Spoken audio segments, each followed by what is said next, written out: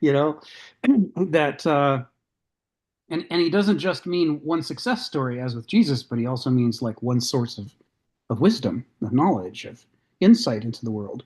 He's rejecting the sort of monomania of the Orthodox medieval period by saying that. And of course, it may get him in some trouble, but he's basically free to say that now that he's in the modern epoch and separated by some centuries from the Inquisition. So he's able to say things that many people were thinking but were afraid to say. Well, in Holland or Britain at this point. Britain, Britain and Holland. Well, Emmanuel Swedenborg, of course, didn't go back to Sweden. right? He spent most of his time residing in either Holland and mainly Britain because the Swedish authorities weren't too keen on his insights. So he would have been in trouble there, but he could sort of come up with his particular angle in Holland or Britain at the time. So Yeah, it tells you something, doesn't it? These were the progressive states. that's right. So, in terms of the text, I wanted to start us out today looking at. Oh, for those who are just joining us, welcome to week 145 of the Millennia and Microcosm series of seminars working off the philosophy of Kenneth Smith. We're working our way through a book forthcoming called Millennia and Microcosm that philosopher Kenneth Smith wrote back in the 1998 to 2000 timeframe, published in the form of columns in the back of a magazine about comic book criticism because he had a deal with the publisher. He was able to do that for free and get it out there into the world. But David and I are going to be gathering this together and getting it published in book form. Before we do, we're doing this seminar series. So we have a chance to really dig in and explore these ideas, and that'll help us figure out what we ought to be footnoting in the published book. You know, which parts of this are clearest and which parts sort of need a little bit of help. So I wanted to, even though we touched on this text last week, and we're going to move on past this point, I wanted to go back and touch on two sentences that are extremely easy to misread in we're in chapter 6. You can find the link there if you want to go to the text. We're in chapter 6 in Millennium Microcosm, and we're in paragraphs 3 and 4. There's a sentence in paragraph 3 and a sentence in paragraph 4 that are very easy to read the wrong way, not the way that Kenneth Smith meant them. So the first is what he says: a famous anecdote about Islam says that to the Muslim, all books other than the Quran either agree with the Quran and thus are superfluous, or else disagree with it and thus are heretical. That's his lead in to the statement that Stephen was just making about Blake saying, you know, why would God make so many geniuses if he wanted you to ignore all sources of information except for Jesus? It doesn't make sense, right? So God must want us to seek multiple sources of wisdom. So the fact that that's introduced by this isn't Kenneth Smith saying anything about Islam per se. This is Kenneth Smith saying something about the anecdote, and the anecdote has currency, and especially did have currency among medieval Christians. It was medieval Christians that like to point at the Muslims and say, you know, they're a bunch of fundamentalists who only care about one source of information, which was ironic since the medieval Christian, you know, Orthodox program was to commit religious genocide and eliminate all other religions except for their own, and also to stamp out all variant forms of Christianity and only allow the official one.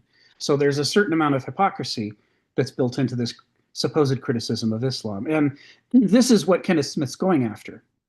He's citing the hypocrisy by putting this here, and by having it follow the paragraph that it does, and by having it introduce the thing about Blake's right on when he talks about the fact that, yeah, God wants you to look for multiple sources of information.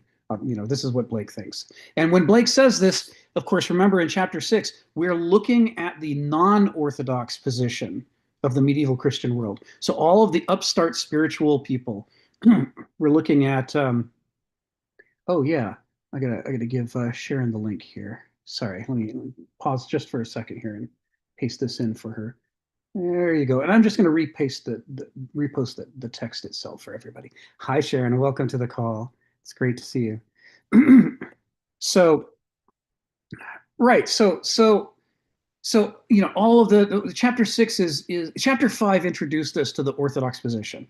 What did the Pope believe? What was the new religious empire that replaced the Roman Empire? What did it believe? What was its orthodoxy? What was its canon? What were its catechisms that it wanted everybody to memorize? But in chapter 6, we're talking about the other half of the medieval dialectic, which is that orthodoxy never could get everybody to agree with it, not even in the European Christian world. Instead, almost perhaps in direct counter-reaction, huge numbers of spiritualists and mystics and hermits sprung up all over the Christian world, immediately having insights that were not part of the official position. And so for 1,000 years, the medieval Christian orthodoxy struggled to try to, on the one hand, go out into the world and conquer the Jews and the Muslims, and if they whoever else they could find, they'd want to conquer them too. They wanted to eliminate all the other religions and just have the one. But on the other hand, meanwhile, back at home, they couldn't even get their own people to agree with them because, Francis of Assisi or, Benedict, or left and right, people are springing up, Hildegard von Bingen, people are springing up with their own insights into spirituality and the sacred. And they're finding avid audiences of people who want to hear these things, who find more profundity in these non-approved spiritual insights than they do in the kind of increasingly, fossilized Orthodox position. So that's the context for what we're seeing here in chapter 6. This is not a dig on Islam. This is talking about, on the one hand, the hypocrisy that the people who are trying to stomp out all other sources of religion are themselves criticizing Islam for supposedly wanting to do the same thing they want to do. But on the other hand, just again reinforcing this question of course, if God made the world and there are all of these sources of wisdom, of course they're not there as some kind of test. We're supposed to ignore them all and look away and go, no, I will not be tempted, God. I will stay by your impression. And obviously, they're there to draw us out of ourselves, to draw us out of the parochial envelope that is so natural for us to fall into, to assume that what we grew up with is correct and everything else is wrong. Says that which we talked about in chapter 4, that's a form of idiotism. Idiot meaning idiota, one's own, being too focused on one's own experiences, one's own family, one's own language, one's own religion, one's own beliefs, which is a natural folly for Homo sapiens to fall into. We've only got the one pair of eyes. It's stuck on our head. It can't go anywhere we don't go. We have this problem. We're just sort of naturally, if we don't do something to overcome it, we're naturally parochial. So this is a criticism of parochialism, not of Islam. And before I call on Glunos, which I'll do in just a second, the first sentence of paragraph 4 likewise appears to be having a go at Judaism. And here too, the point is not to have a go at Judaism. This is the Orthodox Christian position about why Christianity, or specifically their brand of Christianity, is supposedly better than Judaism. They say, oh, those Jews, they're all just legalistic and ritualistic and literalistic, whereas we know, that the law is to be transcended, and you're supposed to, embrace the new law of Jesus, with its two core ideas. The first commandment being that you'll love the Lord thy God with all your heart and all your soul and all your mind, and the second commandment being that you'll love your neighbor as yourself. Right? I think that's Matthew. I think that's in that pair of statements. And the Gospels in the New Testament differ about whether Jesus has come to replace the old law with this new, more simple, more elegant law, or whether Jesus has come to fulfill the law and everybody still has to be circumcised and obey the dietary restrictions and so on. There's a tug of war going on between the Gospels about this. Early Christians didn't agree, and each one wrote their own. Each sect wrote their own gospel to say Jesus agreed with us and not you. But nevertheless, you can sort of see this. There is this recurring theme that comes out of this melange where Christians say, oh, those Jews should have recognized that Jesus was their savior, but they didn't because they were stuck in literalism and ritual. And the Christians were the lucky ones who could take off our blinders and see the truth and embrace the larger world that Jesus was trying to open us up to. And so he's alluding to this here. That's what he's doing with this first sentence. He's not saying Jews are literally legalistic, or obsessed with ritual. That's not where Kenneth's going with this at all. But as we talked about last week, this was a setup for the quote from Mark, where Mark is saying, you're so obsessed with whether you put the wrong food in your body. You should be focusing more on what comes out of you. What is your behavior? What is your speech? Are you a hypocrite? Are you cruel to people you should be kind to? Do you walk past the poor and the suffering without helping them? Now, these things come out of you, and that's what defiles you, not if you eat pork or shellfish or what have you. So that's the context for this. He's trying to set this up, and in both cases, there is this natural, given the context, there is this natural theme emerging in which the medieval Christians were congratulating themselves on being superior to the other religions by accusing the other religions of the very same things they themselves were doing. Because what was the orthodox medieval position? You have to follow the rules that we're laying down for you about what counts as Christianity. Every other variant is a heresy. Every other religion is some kind of demonism. They all have to be stomped out. Only we have the right answer, which is, exactly what they're accusing the Jews of. When they're saying the Jews missed Jesus because they were too stuck in tradition and literalism and so on. So he's talking here about this way that you can be a revolutionary movement or start out as a revolutionary movement, as medieval Christianity did when it was fighting back against the corrupt Roman Empire. And then it's not that hard for people to accidentally, if they're not very careful, it's very easy to accidentally become the very thing that you're criticizing. Right? And to criticize others for what's essentially your own behavior. Both of these are basically descriptions of exercises in projection, right? Where the Christians are projecting onto Muslims and onto Jews their own sins that they don't want to take responsibility for. That's the sort of thing that happens when you're running a sort of genocidal empire. You're going to do a lot of terrible things, and then you're going to be trying to squirm out from under the consequences of your actions. Charlemagne sweeps across Europe, murdering pagans left and right, burning the sacred groves, looting all the gold and silver that they'd offered up at their altars and depositing it in Rome. So the Roman church is delighted with him. They call him, Charles the Great. And what's great is, this is great. I love this genocide you're doing. This is wonderful. We're gonna reclaim Europe. This is fantastic. Keep going. Do it. More, kill more people. Big Chuck. We love this, right? There is a way in which they made him emperor. And in return they make him emperor, which gives him leverage against the other kings that he's competing with, right? Because that's one of the most important dates to remember out of medieval history, which is really easy to remember. Christmas 800. Christmas 800. It's among the 5 dates you should remember from medieval Europe is Christmas 800. That's when the Pope crowns Charlemagne emperor, the Holy Roman Emperor, right? And it's as a reward for the slaughter. So when you do that, when you engage in that kind of behavior, you also have to engage in an enormous amount of hypocrisy and public relations and kind of what Freud called defense mechanisms to separate yourself as a terrible person doing terrible things so that you can think of yourself as a good person who does good things. And one of the most common defense mechanisms that Freud lists is projection.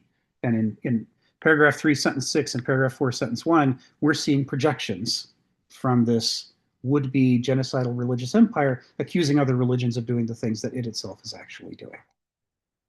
Hypocrisy is a major theme for William Blake. It's a major theme for the spiritualists outside the mainstream throughout medieval Europe, and it's a major theme certainly for the existentialists such as Kenneth Smith. Gulnaz, come off mute and tell us what's on your mind.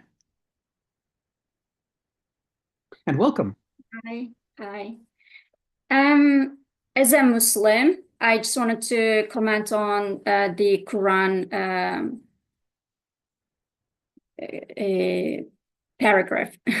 I grew up in a laïc, how do you say, secular country. So I'm not a perfect practicing Muslim person. Maybe, yeah, there are a lot of, my knowledge is very superfluous, might be, I don't know. But since Quran doesn't have any different books, there's only one Quran. Maybe that is the problem, that you've got a lot of different versions of Bible versus one Quran. And then the problem with that, I'm scared, for example, to join the discussion about Quran, to discuss the book with the guys, there's a group, meetup group. I'm really scared to be there because they take it so personally. Whatever you say, as a Muslim, I can say, but they take it as an attack. That makes it even worse, superfluous.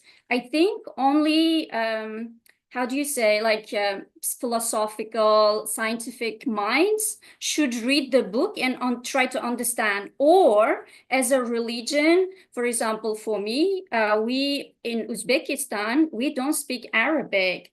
The people who say Quran surahs when they pray, they don't even understand what they're saying, but they know very well the words, the tone, that it's a very poetic prose. So it all creates that the kind of mysticism around it. For example, we've got tradition.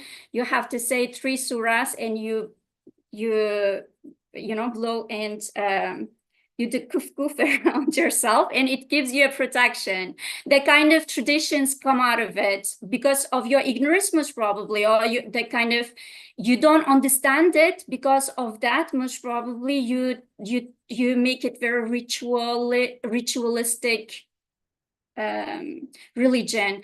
But it is in a way very ritualistic for me, the way I see it. But Quran, yeah, it's maybe superfluous because we don't understand it. It's not for understanding, it's just to create that magic, mysticism around it. They say you can just listen, there is a certain frequency, and that frequency can increase your frequency, like your thinking, you become a more positive person. It kind of has a protection element also. So basically a lot of mysticism around Quran. That's why for scientists or philosophers might be superfluous. That's the only thing I can say about the word superfluous. I don't know, superfluous means that it's not profound, right? You don't understand it fully. That's why you call it superfluous, I think. I think you're thinking of superficial. Superficial, yeah, but That means it's like you don't on the understand it. surface, you don't understand it fully. Yeah. Maybe it's not for understanding fully. Yes, If you understand it, it will just create unnecessary contradictions, and like that book, The Satanic Verses, kind of further conflicts can create between human beings. So why? What is it? What is it?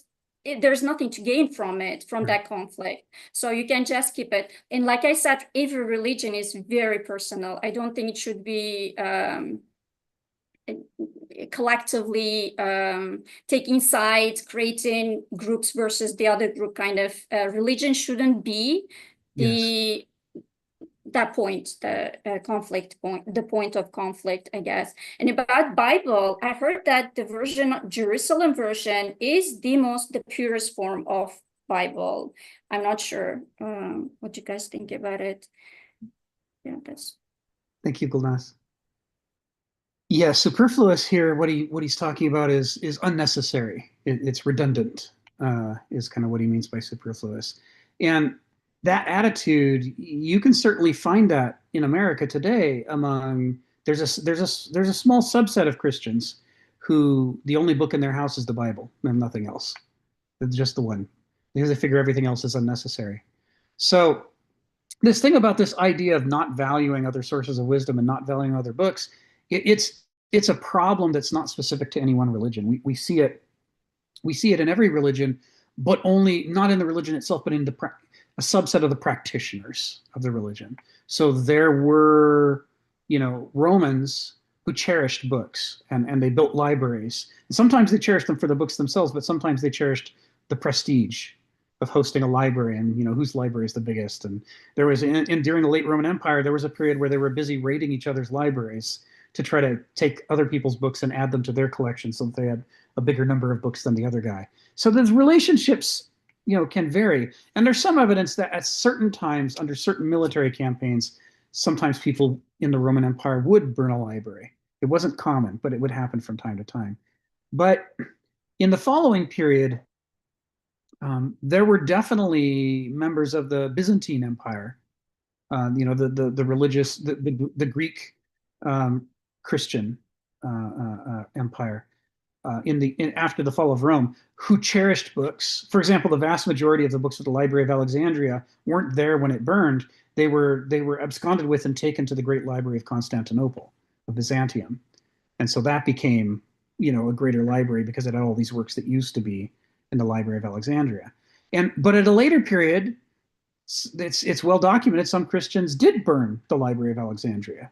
So you've got Christians saving books, and you've got Christians burning books. You've got Romans saving books, you've got Romans burning books. You've even got, there's accusations made that there was a Muslim general at some point who might have burned one of the libraries in Alexandria. But by that point, it was almost empty. But on the flip side, you have Islam setting up libraries all over the Muslim world and setting up these houses of wisdom and houses of knowledge. And that became the great spur to eventually Europe adopting a system of universities and setting up universities, which they were not on their way to doing until they saw all of these houses of wisdom and houses of knowledge. You have all of these Muslim and Persian scholars writing books throughout, the first, 5, 6, 7, 8 centuries of Islam. Just a wealth, a massive production of books. And even on the religious side, you have religious Muslims writing interpretations of the Quran or exegeses of the Quran, who are sort of explaining and describing and helping people to access what the Quran says. So certainly we're not trying to say there's any truth to this idea that Muslims don't value anything than the Quran. He's just using the example of the anecdote and the example of the anecdote about Jews to show the kind of mindset that's going on with these people. So not with them, but with the Christians who are dominating during the medieval period. All right, so let's, with that caveat out of the way, let's dive into the rest of. Let's see. Let's move on to the rest of paragraph 4. There's good stuff in here that we want to talk about, because this is where that setup that we've just talked our way through starts to pay off. So there is this strand that you see among American Christians sometimes where they think that evil comes from the devil, right? It's this outside force, and he's the source of evil, and we're fine until he contaminates us. And then we pray to Jesus to save us from the devil so that we can be good and we can go to heaven, because we don't want to go to hell. And there's this would have been seen during certain parts of the medieval period as a heresy. But in the United States, there's millions of American Christians who believe this. But sentence 5 starts with a refutation of that. It says, evil is spiritual, not objective or extrovertive. The heart of man, not nature, but human moral nature, is the womb of all we ought to detest and be ashamed of. It says, man's wholeness rests in his own hands. His fall is utterly through his own desires. Sin is generated out of our ultimate inward self-activity, our spirit. And so in this discussion, for those who were here when we went through chapter 4, this should sound familiar. This is a reinterpretation, but an echo of the ancient Greek idea that in each person has their own nature that makes them who they are and not somebody else. And that nature is described by the Greeks as their character. And the character is the set of drives and impulses and yearnings and habits within a person that makes them behave the way they do and not the way somebody else does. And they generalize this concept of a character. What we today call the laws of nature, they would call the character of nature. They see character as lawful, as having its own inner, Heraclitus says this deliberately, so soul has its own inner laws of growth, right? And so the idea is that we're all we're all the product of the changes that have happened since we were conceived, as we became, we developed in the womb, we were born, we grew teeth, we learned to see, we learned to have compassion for other people. All these things unfold from within us. We're constantly changing from the person we used to be into a new person. So the person we are today is the fruit of our previous selves, right? The unfolding and unfolding and unfolding of our character, trying to become what's inside of it, what it yearns to, like in the same way an acorn wants to grow into an oak tree and not a pine tree. It's it makes the moves, it makes the changes within itself to unfold these stages of order. But in the same way, the Greeks thought that we're also the seeds of our future selves. We're not finished products. We're still in the process of unfolding. We don't fully know who we're going to become. Our character will surprise us. Nobody knows their own character perfectly. And that's why the Oracle at Delphi says, know thyself. You have to study. Just like you have to study the nature outside yourself to figure out how to live in the world, you have to study the nature inside yourself to learn how to not just be a symptom of the character that you were born into, to learn how to judge which parts of yourself are healthy and which parts are unhealthy, and to intervene to do something about the unhealthy parts, to try to develop better habits that would help you to change your character. And the parts that are good, to nurture them and help them to grow and unfold and reinforce them. Right? We're sort of like gardeners. If you think of character as the garden of your soul, you know, the Greeks saw it as incumbent upon each human being to take responsibility for that garden and help it to grow well. So that model from the ancient world we see reflected in sentences 5 and 6 here in the medieval world. Not so much in the central orthodoxy of the religious, the main religious authorities who are trying to build their religious empire, but in all these spiritual movements that keep popping up around it. And that's where we see people talking about this idea that the real problem in the world isn't the devil, and it's not the other guy. The real problem in the world is us, right? We can't control what other people can do, but if we study ourselves and learn about ourselves and cultivate ourselves, we can change the sorts of behavior we engage with so that we're putting out into the world fewer bad things and more good things. You know, and by doing that, we improve the quality of the world in our vicinity, make it healthier and more health promoting, and that improves the odds that we'll get lucky, right? The people around us aren't all starving and in crisis because we've been helping people. You know, maybe the next time we trip and fall and we're in crisis, somebody will be able to help us because they'll be healthy instead of us turning away from each other and, you know, everybody fails the first moment that they go under crisis because they've got no community. There's this way in which, you know, there's this give and take that the Greeks take for granted in the ancient world. And we see some of that here with this idea that the real concern that we got to have is for the quality of the cultivating that we're doing to make ourselves into better people over time. So this is written to follow up directly on that Mark quote and on that and the two sentences from before, just talking about that there is this, from the ancient ethos, there is this duty of self-cultivation. Now, in chapter 5, we looked at the pushback. The medieval revolution pushed back against that and said, no, if that worked, then the late Roman Empire wouldn't have been so corrupt. So since it was corrupt, that means that old ethos doesn't work. And therefore, instead of being arrogant and prideful enough to think that you can make yourself a better person, you should just put all of your hope and faith into Jesus. Hope for salvation. You know, Jesus is omniscient, omnipotent. He has this power. He can save you from all of the things that were going to, you know, cause you tribulations and ensure that you get to go to heaven. And so this is the Orthodox position, that you should give up self-cultivation and focus entirely on this one source of meaning. So it's interesting that in chapter 6, what we're seeing is that the other half of the medieval dialectic is all of these counter movements don't agree with the orthodoxy.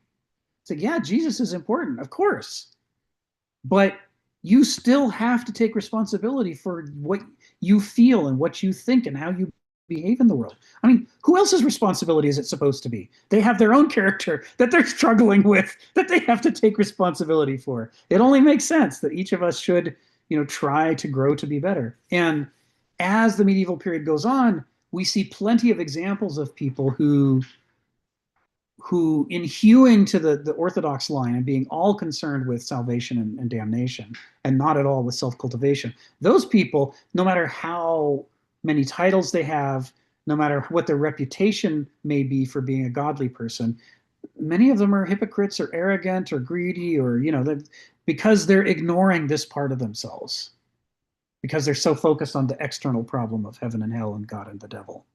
Whereas in a lot of the spiritual movements, like the Franciscan movement, which started out without the blessing of the church, and had to acquire that blessing, slowly over time. There's a counter movement, and the Poor Clares too, which was the nuns, the women's nuns equivalent, that happened at the same time. We see this counter movement that says we cannot neglect the cultivation of our spirit, of our character. We have to take that responsibility seriously. Joe, come off mute and tell us what's on your mind. So, Good to hear you. yes. Good to hear you. Good to see you. Oh, you're digitized, Joe. So the thing that, that's interesting when I think about all this internal contradiction. Oh, am I there? Can you get me now? You're better now. It's better now. Can you hear me? Okay.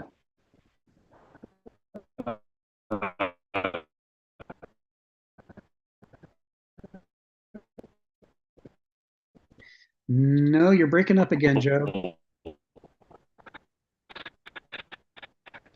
Now, what's interesting is the inability to resolve like these internal contradictions is really what is at the problem here, is the issue. Yes. Ah. Yes. Is that any better? Yeah. You're sort of coming and going. Sometimes you're clear and sometimes you're breaking up. Oh, is Yeah, that that's better? great. All right, can you hear now? Yeah. Okay. Oh,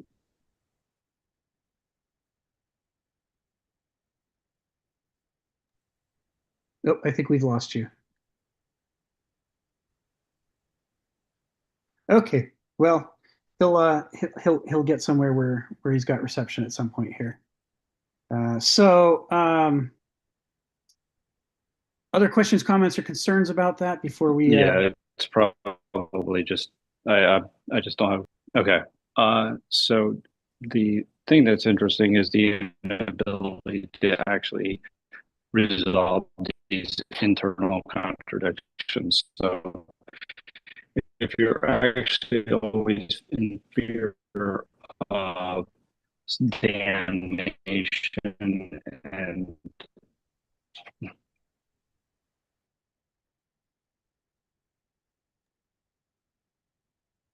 Yeah, I think he's gonna have to reconnect. That wasn't working out. That's too bad. I really want to know what he had to say. All right, well, we'll carry on, and he can rejoin when he's able to. So yeah, I think Ariel, as Ariel's pointing out, this stuff about continuous improvement and know thyself. We use the Greeks as an example because they documented it so well, but it is the kind of wisdom that pops up spontaneously all over the world. The different cultures, if they are successful, sooner or later they run into this problem of the difference between people who take responsibility, or I think the modern term is people who are willing to own their own bullshit, and people who don't want to and want to say, it's not my fault, he made me angry. It's like, yeah, but it's your anger. You really have to learn, how you're going to respond to things. You can't just blindly lash out. That's what an infant does. You have to mature, you have to have some space inside yourself to take in pain and suffering, but then do emotional alchemy and transmute it into something that's going to make things healthier before you emit it again in some new form. So yeah, it becomes a global proverb. You see it all over the place. And what's, on the one hand, that's striking, the fact that this is evidently so intrinsic to the relationship between people and their world that everybody discovers it sooner or later somewhere, in their culture at some time. But at the same time, there are also always people who are in denial of it. There are always people who are saying, it's not my fault, you made me angry. You have a responsibility to make me feel good. I don't want to hear about your problems unless you make me feel good about them and don't make me feel defensive. There's this way in which there are people constantly struggling not to know themselves and not to continuously improve. And that they do that despite the fact that every culture sooner or later makes the same discovery that we need to do this and that it's a duty and a responsibility. It's striking, right? That there's this psychological tug of war going on within the possibilities for human beings that some people get drawn into wanting to grow up and wrestle with these issues that they carry around inside themselves, and other people just push back and absolutely don't want to. And typically the people who don't want to, it often takes the form of trying to find some bad guy to scapegoat. So maybe the devil made me do it. Maybe immigrants are at fault. Maybe it's crime. There's always some problem over there, and we just have to hurt those people. Go attack them. Go deal with them, and that will make all the evil go away in the world. And the fact that I have an anger management problem is nicely elided. We sweep it under the rug by my focusing on the bad guys over there, right? So throughout paragraphs 4 and 5. This is going to be a recurring issue, both from William Blake and from Kenneth Smith, talking about this question of who's willing to wrestle with these parts of themselves that they're carrying around inside themselves and who's not. Stephen, what's on your mind? Oh, yes. I was thinking about, the concepts of good and evil. And let's say for the Christian, they're very powerful. They tend to be very powerful concepts for most people. But of course, we're not dealing with a thing which is factual. We're dealing with a value, or we're dealing with an idea. For example, if a flood of water comes and drowns me, I would call that an evil. But on the other hand, if I had no water and died of thirst, that's also evil. That is, a concrete misfortune. But of course, we look at stuff and abstract it. For example, we think, in all these experiences, there's an element of good. So I can extract or abstract the goods from all these things to create one general concept of good. And of course, then I can personalise it and call it God.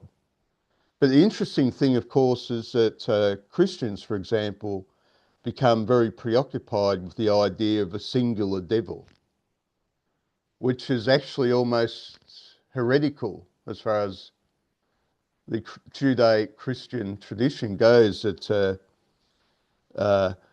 God is all-powerful. This is a point we're making with this whole series. God is absolute. And as the Jews say, God creates all good and all evil.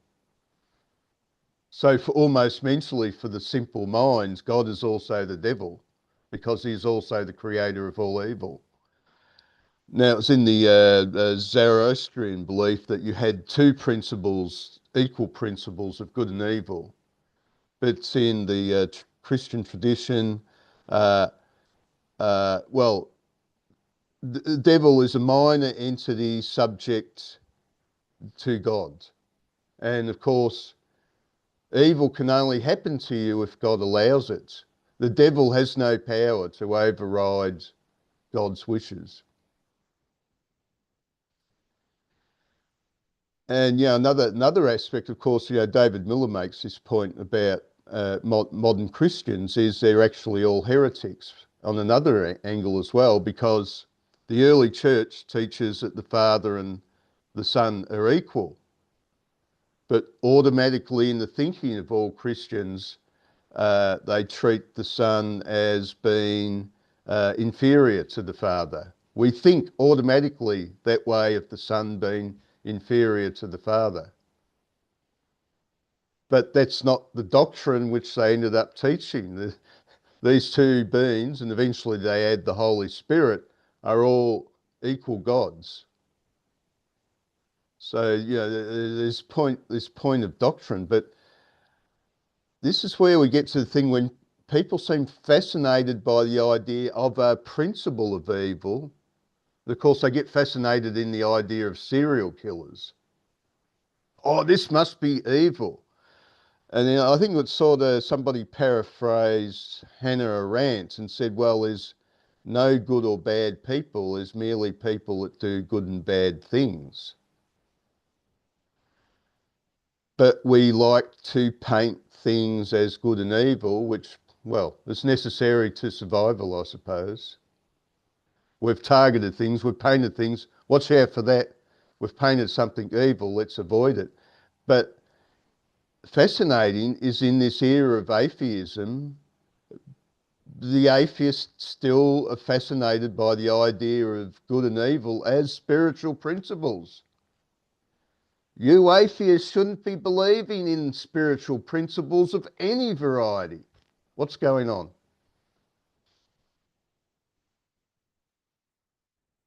Yeah. Yeah. From a medieval position, modern especially American Christians, tend to be very, very confused in their theology. As you point out, most of the popular positions that we see people taking in the United States about, on Christianity are things that were heresies and documented as heresies, and that the Catholic Church fought very hard against. And it's not just examples of spiritualism that made the Catholic Church in the medieval period feel bad, not just those kinds of heresies, but also straightforward things like you can't be a monotheist if you think the devil can stop God. If you think the world is ruled by the devil, and this is a great vale of tears, and God only rules over heaven, you're basically saying the devil's more powerful than God. And that was definitely a heresy in the medieval period. I mean, monotheism means there's only one God, like you're saying. So there is an enormous amount of confusion about these things. And you can see why. So, I mean, so many of the major religious books of the medieval European period are um, are concerned with documenting as clearly as possible where these lines are between, what's accepted practice and what's not accepted practice, because the potential for confusion is huge. I once described it, I think last year, as it's like the condition where in early I grew up playing role-playing games like Dungeons and Dragons. And the early drafts of Dungeons and Dragons were pamphlets put together by gamers to help other members of their hobby. They weren't products per se. And gradually they started to, make them more and more sophisticated and get better printing values and hire artists who could actually draw and so on, and writers who could actually write. But it started out, the initial started out with all of this kind of cobbled together, not really coherent, but here's a cool thing and there's a cool thing, and there were problems with it, but you were expected to solve the problems at the table. The DM is supposed to think, well, maybe this rule doesn't apply here. I'll just nudge it. And the result of that is that the initial documents, because of the way they grew up organically, were incredibly exciting and promising. People were like, ooh, that sounds cool. I'd like to do that. But also frustrating, because there were all these discontinuities and incoherencies in them. And it led to an explosion of people making other games than Dungeons and Dragons that tried to fix whatever the problems were that people saw in the original Dungeons and Dragons material. The 1970s are a golden age for role-playing games. So just about every single person who played would go, it almost works, but it doesn't quite work. I'm going to make my own game that fixes that thing. Oh yeah, well, I think that thing's fine, but I think a different thing is broken. I'm going to make my own version that fixes that.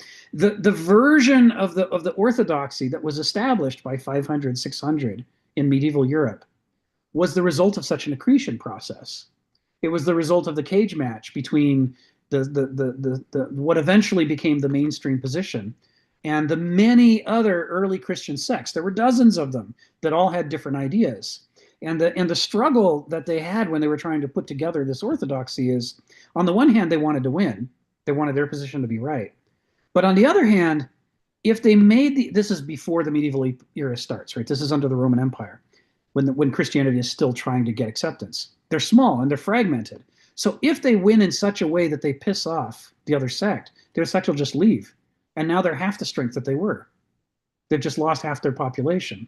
And so there's this process of trying to somehow have their cake and eat it too. How do I get you guys to agree with my position, but in such a way that you don't get angry and leave? So there's an enormous number of compromises and seams in the theology of early Christianity. By the time you get to 300, 400, 500, there are all of these things. It's just like early Dungeons and Dragons. It's riddled with all these spots that it's not coherent from one side to the other, inside and out.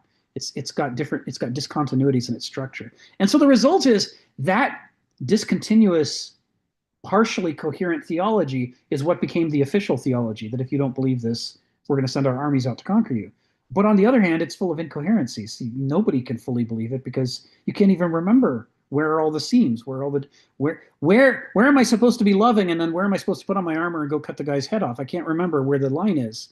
And so there's all of these struggles for the next 1,000 years, that happen both within the Central Orthodoxy and also around it, as all these, just like with Dungeons and Dragons and many other games spinning off of it, all these different sects and spiritual movements spun off of medieval Christianity and became all of these, they became monks and nuns and hermits and seers and visionaries and prophetesses. It's just a fountain of creativity that wouldn't have happened if the original theology was simple and coherent. It's the combination of being exciting and promising on the one hand, but also frustrating and inconsistent on the other. That's what drives people to do this explosive creativity. So let's try Joe again. Come off mute and tell us what's on your mind. Let's give it a shot. So what's interesting is actually that man's wholeness rests in his own hands. His fall is really through his own desires. And the reason that's so interesting is because that there are internal contradictions that we have as individuals, and we actually have to reconcile those internal contradictions as a way of understanding ourselves. So that's critical. Now, if you have an external process as to where you're being influenced as being told what to desire, you may never even understand why you're desiring. It may even be good, or who knows. Oh, Joe just dropped off. I think he's got connection problems today.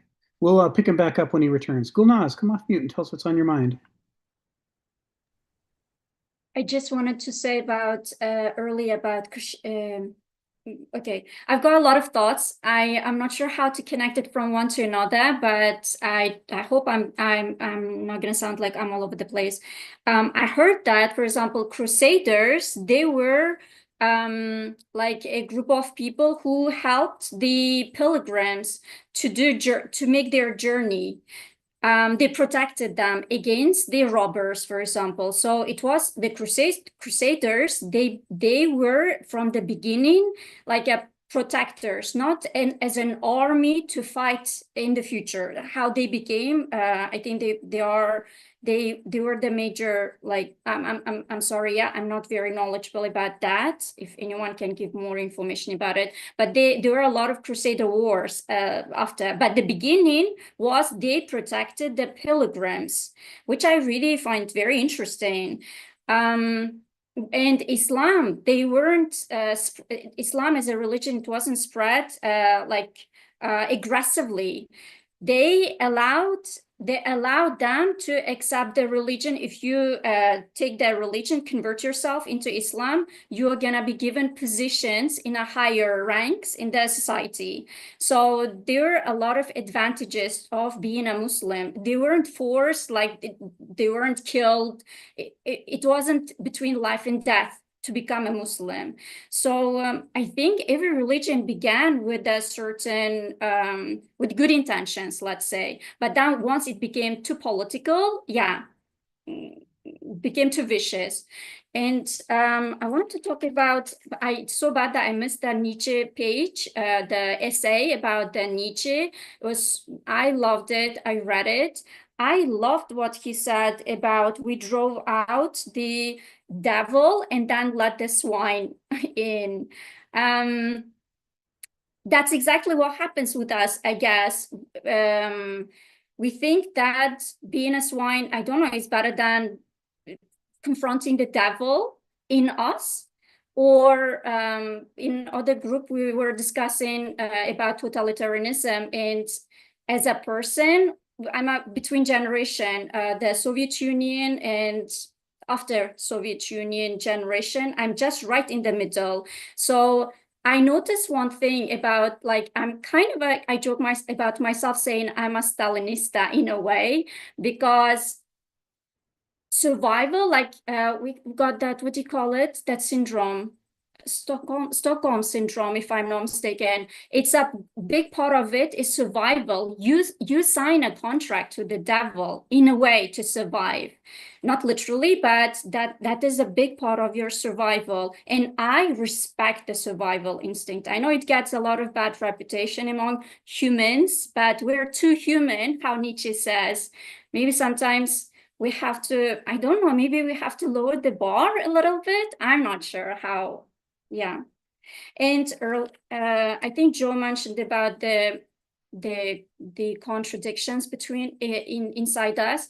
Sartre has got a very, very interesting thought. He says, for example, the hatred is a very inert, passive feeling, but then you're not a hateful person. You just show that that at the moment, that emotion you show, but it doesn't mean that you are that emotion.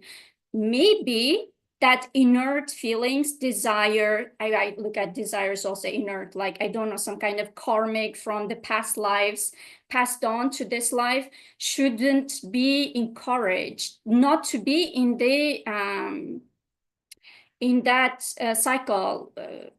I don't know, because it's, what is the healing out of it? What is the escape from it? What if you're right in the middle of it and it's just going to get messier and messier? Why do you want to mess up your life unnecessarily, putting yourself through as that just an inert, passive feeling that you don't even understand? I think there should be some kind of intellectual processing. I don't know. I don't know. Thinking loud. Oh, it's good. Thank you, Gulnaz. I've heard it described that the key to intelligence is being able to create some separation between stimulus and response. And in that space, you can decide whether you want to have the response that was your first impulse. And if it's a healthy response you were inclined to do, then you can let it go and do it. But if it was an unhealthy response, then maybe you can change your mind and do something different. And so what you're talking about, that I think it fits well into that model of, I think it goes not just for being an intelligent person, but for being a good person. Again, you don't just blindly react. You create a little space to breathe in and go, is this a good response? should I do what comes naturally to me, or should I cultivate this a little bit into something better? So yeah, this is a good point, Skolnas. It's interesting stuff. All of this material, it's part of what's so interesting about it is it goes right to the heart of what it means to be human and to think and to try to be a good person in the world. And as a result, it is very stimulating to talk about. And fortunately, Kenneth is going to give us a lot of chances here to do this with these sentences that follow. Welcome to the call. Kunj, is it Kunj? Is that how you pronounce your name? Yes. Kunj, Kunj. welcome to the call. So glad to see you. Well, nice to meet you all. Nice to meet you, firstly. And thank you for introducing me to Kenneth Smith. I really love his writings. And if it wasn't for this group, I wouldn't have discovered him, because I couldn't find him anywhere online. And he's just brilliant. Like, I love him. I love Nietzsche, and I found him and I was blown away. So I just wanted to say, I don't know if I'm wrong about this, but my reading of the Old Testament, at least, was that humans are given responsibility.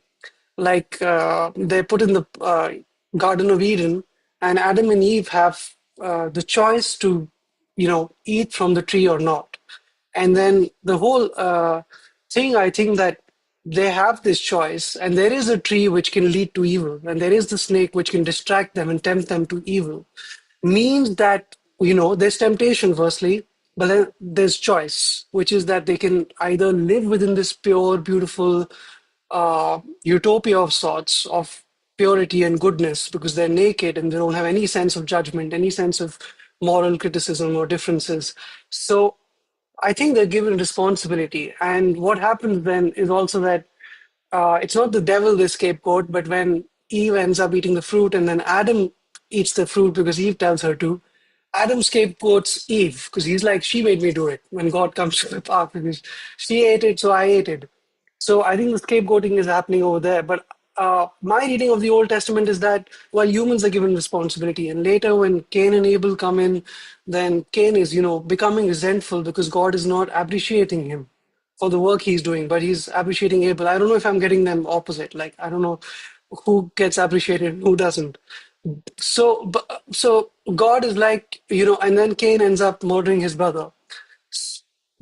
the whole point of that story again tells me that it's that no matter what fruits you're getting, like what your circumstances are, you know, you're born without a leg, or you're born disadvantaged in any way, or you end up in a place where you're not left with anything, you suddenly go broke or something like that.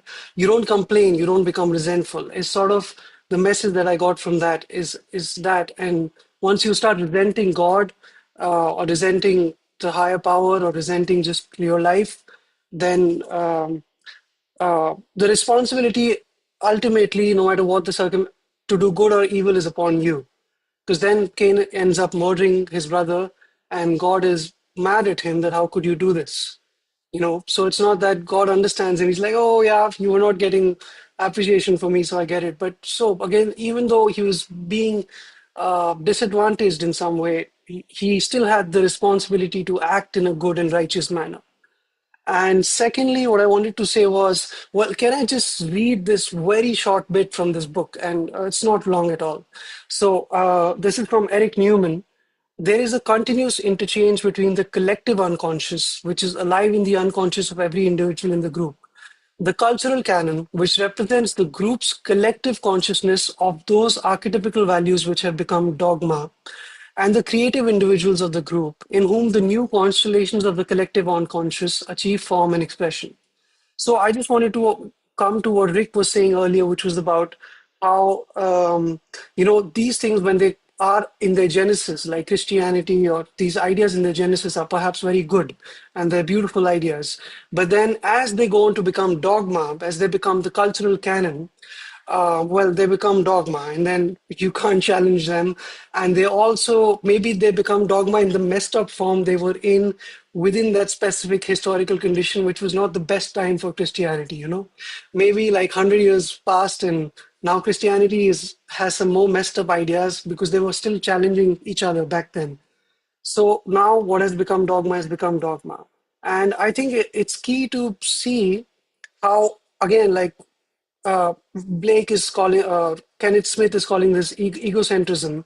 But in a sense, what Eric Newman is also saying is that the key brilliant ideas also come within certain individuals, and those are the geniuses, and in whom the new constellations of the collective unconscious achieve form and expression. And that egocentrism to me also seems like it's sort of good. We should, because Nietzsche for me is that kind of a figure which, broke through everything, and you should give a godly status to him and then go beyond him. So it's important to go beyond him. But I feel like that egocentrism is also good because there are a few geniuses within a civilization. It's like, everybody's within dogma, but then there are few. And coming back to, so between the differences between these dogmatic schools, how they become dogma, and then the occult schools that come on the side. I think the occult schools need to be paid attention to, and there's this replacement process, which if they can drive forth to the main canon and replace the canon, these breakages need to keep happening again and again. And that's the key thing to be able to build a healthy and sustainable civilization where new ideas keep replacing the old ideas. And so you were mentioning occult schools and stuff, and I feel like in Hinduism, like Vedic philosophy really took the center stage at some point of history. And I don't agree with Vedic philosophy at all. I think there's this school of thought called Kashmiri Shaivism, which was a very small sect of people, very small, like there's like few books published about that school. But they are really correct. I think that they're critically, if you analyze them, they're correct about everything from what a human being is to consciousness. Like if you relate Kashmiri Shaivism to quantum physics and consciousness, it really merges well. But with Vedic philosophy, it doesn't. So I feel like it's important again to look at the occult schools of thought which come in and really focus on them. And Kashmiri Shaivism is one of the schools, if you don't know about that, which is very, very occult to Hindu general, how people know Hinduism as. Yeah. So and its ideas are brilliant. And again, it's criticizing the dogmas of that religion, so of Vedic philosophy. So as you said, Rick, it was important for Vedic to come up, for Kashmiri to criticize it. So it's important for the main thing to be there, for this new thing to come and be like, no, you've got this thing wrong. So Yes. the main thing the Vedic philosophy gets wrong is it distinguishes between Maya, which is the illusory world, and the real world, which is Brahman, which is Yeah. pure consciousness, bliss. And Kashmiri Shaivism comes in, and it's like that's a dualism. You guys are calling yourself monists, but you're like, you're like there's the illusory world, and then there's the real world. That's not possible. So they somehow try to put all of this into one, and they say that there are two aspects to pure being. One is static oneness. One is a vibration they call spanda. So the oneness can also move when it vibrates, and that's the manifestory power of consciousness. Anyways, I'm going too long about this is unrelated, but yeah, just that's the basic difference they come up with. Thank you, Kunj. Thank you.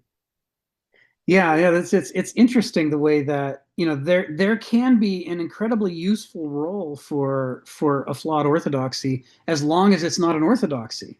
If it's just here's our current standard, we'd like to improve on it, figure out what's wrong with it, and let's talk about it. That can be incredibly powerful.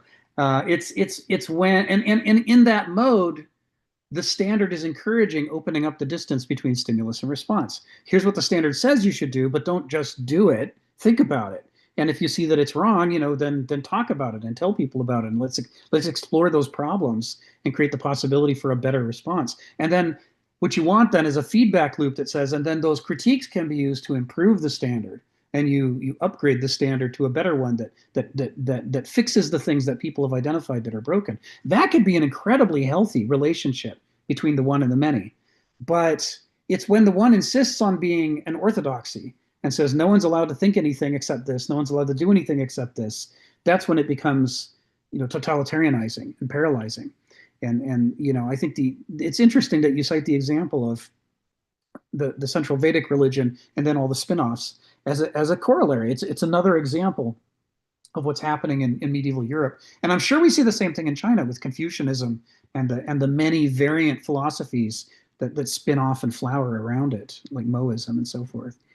So yeah, these are perennial issues that keep cropping up over and over. It's and we need a language to be able to talk about it. We need venues in which we can talk about it, figure out what it means and how we want to change our lives. Kenneth's going to get to that in the sentences ahead. So anyway, thank you for your comments, Kunj. I'm glad you joined us. Emma, come off mute and tell us what's on your mind. And welcome to the call. So, oh, thanks. Yeah, I always enjoy this group. So I have a question and a comment. So my comment is that one of the great things about the human species is that we're always dying and then new people are being born. And so there's like an infinite pool of stupidity and ignorance to help, continue the growth of religion over the eons. So religion feels like it's this coherent mass that actually represents something. And in my mind, it really just represents the stupidity and the ignorance of the human species. Um, the nice thing about science is that science gives us answers to all of these questions that people didn't know anything about, and science preserves its memory. And so that's a nice thing. Anyways, what I wanted to ask you, Matt, that was my comment. My question is, do you think that Christianity could have existed without the Roman Empire? It seems like the Roman Empire and Christianity were just integral to each other. Like I'm taking a class right now on Palestine, and I was looking at maps of the Ottoman Empire right before the British Mandate, and it looked just like maps of the Roman Empire, except for Italy. And I think that these empires, there was this void to fill. So there was an empire. The empire fell. It was destroyed by the Huns, the barbarians, and now there was like still this need to hold empire together somehow. So the people who came afterwards tried to figure out the best way to do it. I mean, obviously that's what happened between the Holy Roman Empire and the Eastern Christian Empire, which became the Orthodox world. But it seems like they just kind of filled in for each other. Like, we can't do an empire this way, so now let's do an empire that way. It seems like the two are really connected very integrally. no matter what you want to say about the spirituality of it and the deep meaning and everything else, it seems like in a way it's kind of an empire filter. That's my question. It's a good question. And it's part of what we're exploring in this 2-year arc talking about the medieval period is what is the relationship between the Roman Empire and then the subsequent 1,000 years that followed. Um, Christianity, well, we see plenty of examples of religions in history that never tried to make an empire. It's when the two tangle together that we see this kind of stereotypical behavior of the orthodoxy, the attempt to impose it, the spin-off of resistance movements with their own insights. So, what would have happened, to the original early Christian movement if it hadn't been under the thumb of the empire and then it hadn't wanted to curry favor with the empire and take over the empire? We don't know. This is part of the difference between, Kenneth often talks about, he says, all philosophy is either existentialist or escapist. And he's from the existentialist tradition. And by escapist, he means the systematizers, the people who say the entire world works this way and everything divides neatly into these categories and here's the relationships. But that's like a playground of the brain that's separated from the real world. When we look at the real world, we see things are never so tight and tidy as we make them when we're systematizers. We're trying to create a tidier world that we can escape into because we don't like the messiness of the real world. But an existentialist says, here we are. We have to deal with what we're actually in. And our attempts to explain and understand this world are going to be flawed because the world is more complex and older and sophisticated than we are. And that it's okay. We could just accept that we're going to make mistakes. And that therefore, when we talk about these things, what we're looking for isn't pronouncements or absolute truth or answers on that scale, but better questions to ask, lines of inquiry, ways to think about and explore these issues, so that the next generation can get further in their explorations than we got. And this is very analogous to the scientific method in saying that, we're trying to build on past discoveries and not claim to have all the answers ourselves. So there's different ways this can be done. You can see philosophy in both modes. You can see philosophizers who want to try to make a theory of everything and then try to cram everything into that theory. And then that's the systematizing escapist flavors. And then you can find existentialist philosophers who are like, that's never going to happen. We're never going to be able to cram the whole world into our beautiful system. Let's just explore and grow and figure things out. The original quote that Kenneth Smith has from that, it says, all philosophy, like all religion, is either escapist or existentialist. So he characterizes religion the same way and says, yeah, religions can be escapist. And we see plenty of examples where it's like every single person falls into one of two camps. You're either going to heaven or you're going to hell. Which is it? Make your choice, and then it's attempting to be a theory of everything. But you also see plenty of examples of religions, sometimes even under the same name, but behaving very differently, where they take an existentialist approach. And they say, well, who are we to commit religious genocide? We don't have all the answers. We're not gods. The sacred isn't something you're supposed to dictate from above and tell everybody what it is, because no human being has that kind of authority. We have to explore. We have to make mistakes. We have to be willing to acknowledge that we only have fragments of the truth and other people have other fragments. So there's a natural community that has to be built up to explore these more difficult questions about life and death and survival and so on. So Kenneth would be saying, and I think this is what he's doing between chapters 5 and 6, is he's saying chapter 5 is an example of the escapist flavor that became the Orthodox version of medieval Christianity. That, is trying to impose a system on the whole world. Say that's why it wants to commit religious genocide, because it believes that if it can eliminate all other religions, then the one true God will give his one true set of perfect, pure commands, and the world will live at peace. And so that motivates them to, out of love, wanting peace for everybody, to commit genocide. But many of the spiritual movements that rose up against it inside Europe, including plenty of people who considered themselves to be Christians, had exactly the opposite position.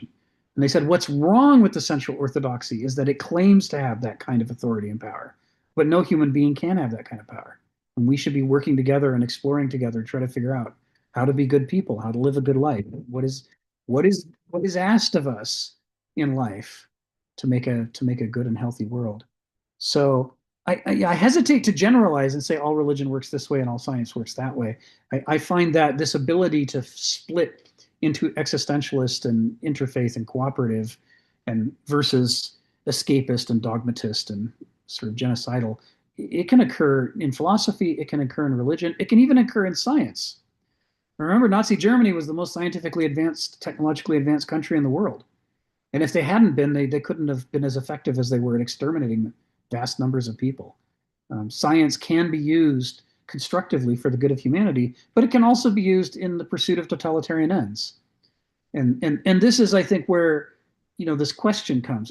What it reminds me of is the way that Aristotle is always asking us whenever we make what we think are straightforward, simple choices, like do we want democracy or oligarchy or a king? Do we want rule by the one, rule by the few, or rule by the many? And Aristotle says that's a far less important question than the one you're ignoring, which is whether it's one person or a few people or many people, do they know what's healthy for people? Do they care what's healthy for people? Do they understand the limits of their own authority and ability to understand the world? Because if they do, it doesn't matter whether it's one or a few or a many, you're in good hands. But if they don't, it doesn't matter if every single person has the vote. If they're all out of their minds and voting for things that are going to destroy everybody, you would wish that you had a king. Because, it's the important thing is food versus poison, not do I put it in my mouth or not put it in my mouth. It's like you don't just lump together all the things that are healthy and unhealthy and use the same word for both of them. And so Aristotle would want us to distinguish the healthy science from the unhealthy science, and the healthy philosophy from the unhealthy philosophy, and the healthy religion from the unhealthy religion. So he'd say this is the first question we have to ask. Does it further Homo sapiens long-term survival on this planet, or does it cut our future short, and wreak havoc? So these are good questions that you ask, and they go right to the heart of what it means to be an existentialist. And it's part of the reason why Nietzsche is best summed up as a vitalist. His overriding concern is what is healthy for us, what makes us come to life, what makes us stop being depressed and drudging and just going along with the slow descent, and what makes us rise up and feel alive again and try to make a healthier, better world. He says whatever those things are that light a fire in us and make us alive, or pushing in the right direction. And in that, he's just echoing Aristotle in his particularly rhetorical German way. Stephen, come off mute and tell us what's on your mind. Oh, not forgetting, of course, going back to where it all started, you don't need a religion to be genocidal. Well, you don't need a spiritual view to be genocidal, because in the 20th century, we had regimes which, of course, made the concept famous. Whole pot. Hitler, who decided, what's going to be the good building material for my future German utopia? There's obviously bad elements there that we don't want. And of course, the classics were the Bolsheviks, who, are just shooting people left, right, and centre because, these aren't going to make good Soviets. They've got, virtually heretical thoughts, thought crime. We can't have you in the mix. And of course, it's all for the good. I know it's very harsh that we have to wipe out a lot of people, but think of the paradise to come. Just a few years away, it'll be up there in lights. You'll be strolling down the boulevards of the utopia, our political utopia to come, our heaven, our version of heaven, our material heaven upon earth. Thank you. Thank you, Stephen. Yeah, and it's an important point to make. Is this escapist, totalitarian, genocidal impulse doesn't arise from any particular organ of society.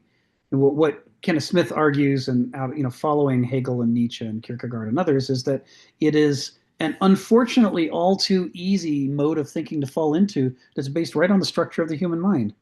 As Hegel says, to abstract is to be in error. When we engage in intellectual noesis, logic, mathematics, the law, and any systematized mode of thinking that has lots of rules and lots of steps, and we master that, and we get to where we can think that way really, really well, we are escaping from the real world into a fantasy land in which everything works the way human beings think it works.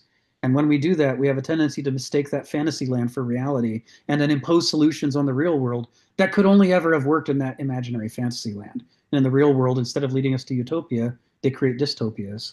It's an important point, Stephen. The model versus reality, Yes. the ideal Yes. versus reality. Yes. And so that idea that ideological thinking is not something that we can scapegoat on any particular group of people or any particular institution. It's something we carry around with us. I'm 18 years old, I'll buy that sports car. That's right. And I'll be rolling down the road like James Bond with a whole load of nice looking girls inside my car. This can only end well. Nothing could possibly go wrong. Thank you, Stephen. Okay, Joe, let's give it another shot. Let's see how your reception is.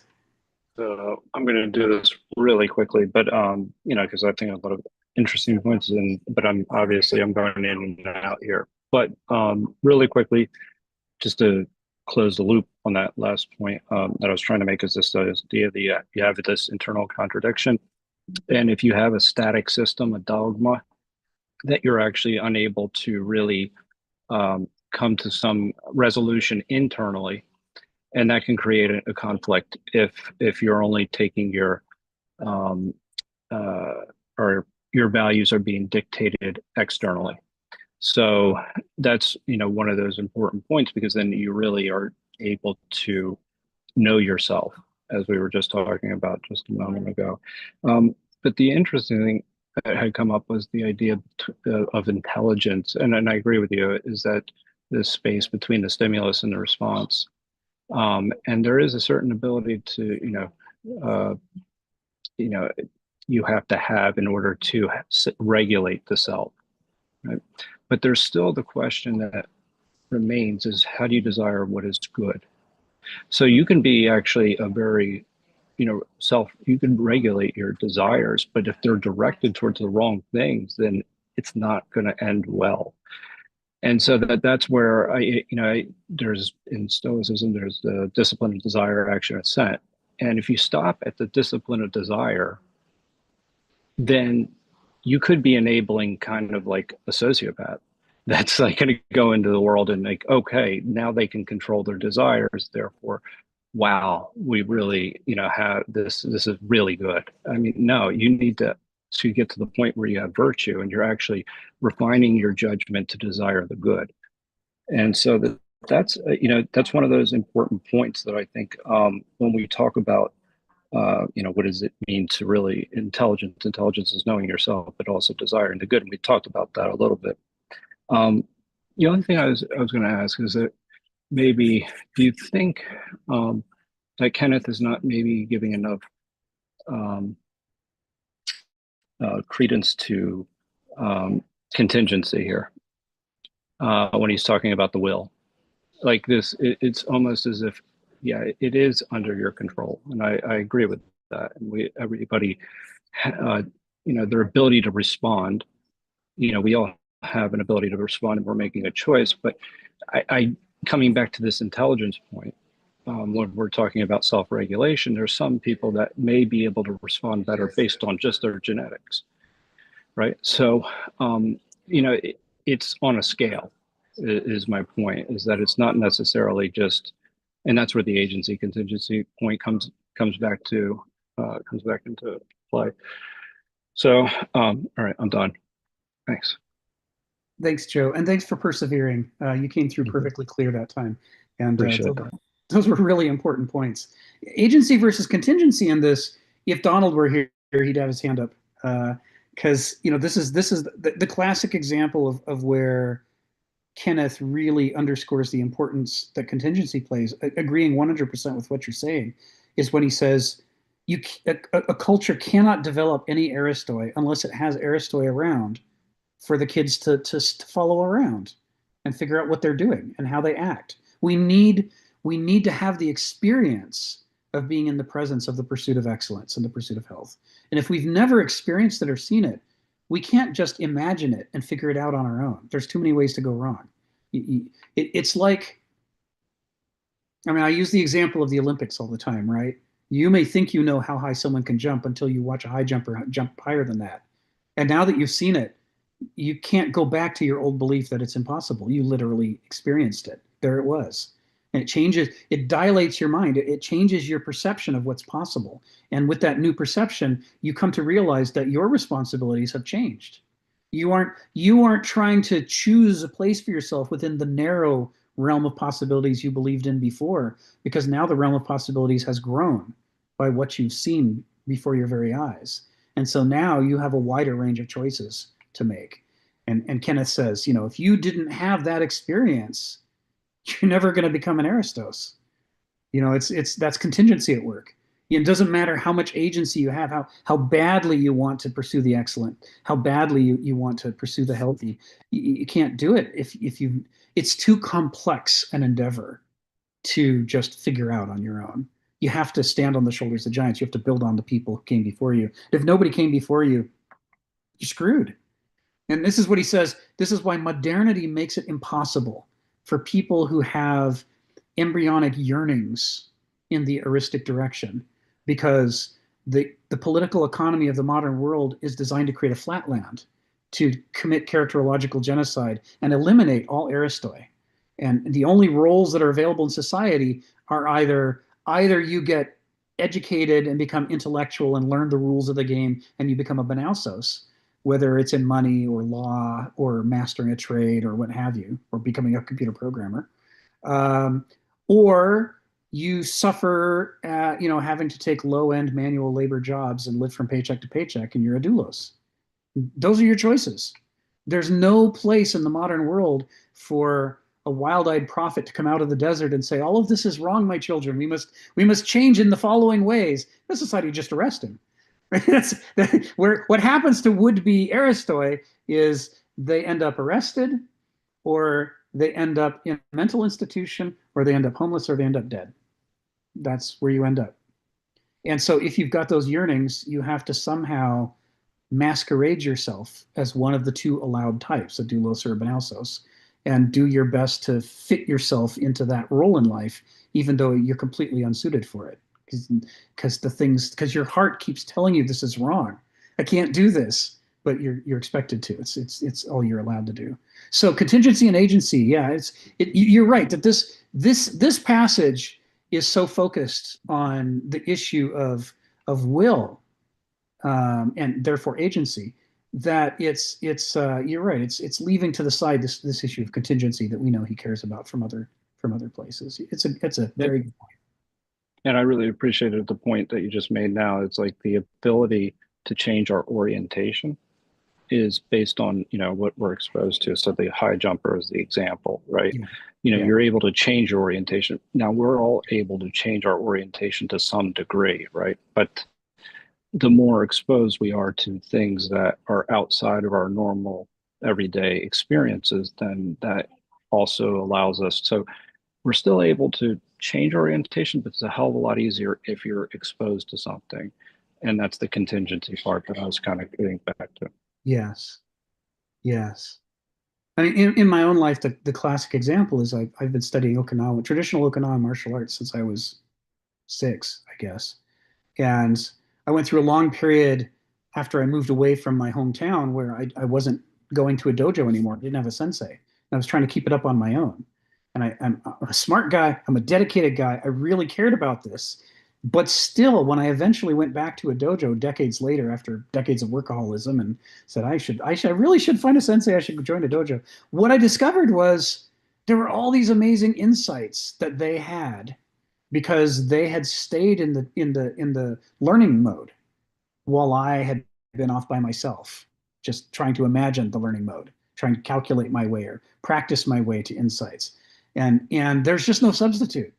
It was a wonderful experience going back and discovering literally, my favorite katas, every single move in those katas had other dimensions to them. And I'd only picked up a few of them on my own.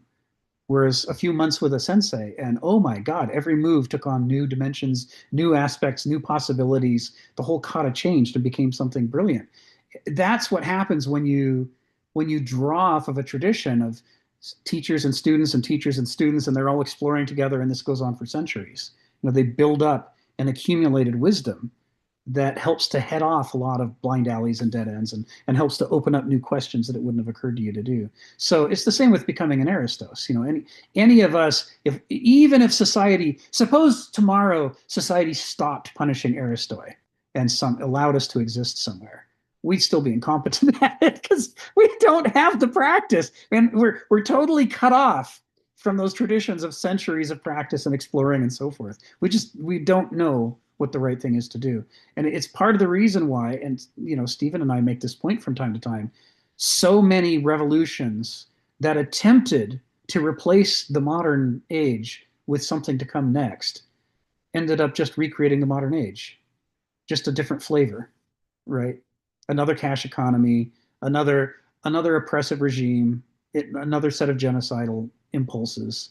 And it's not that they're incompetent. It's not that the people doing this weren't smart and dedicated and passionate. It's that they don't know what they're doing.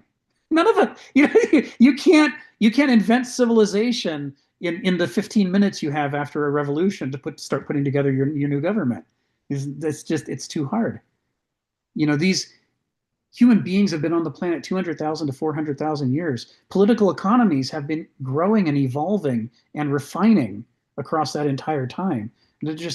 Nobody's smart enough to, in a short period of time, think their way through all of that time and come up with all of the great lessons that should have been learned from it and to make the next great thing. Instead, what we end up doing is we reconstruct the previous order, but with a handful of changes that occurred to us. And the things that we didn't question end up becoming our Achilles heels, the problems that make the new order problematic. This is what we see in the medieval epoch. The things that they did question, the things that they didn't question, this is the petard upon which they have hoisted themselves.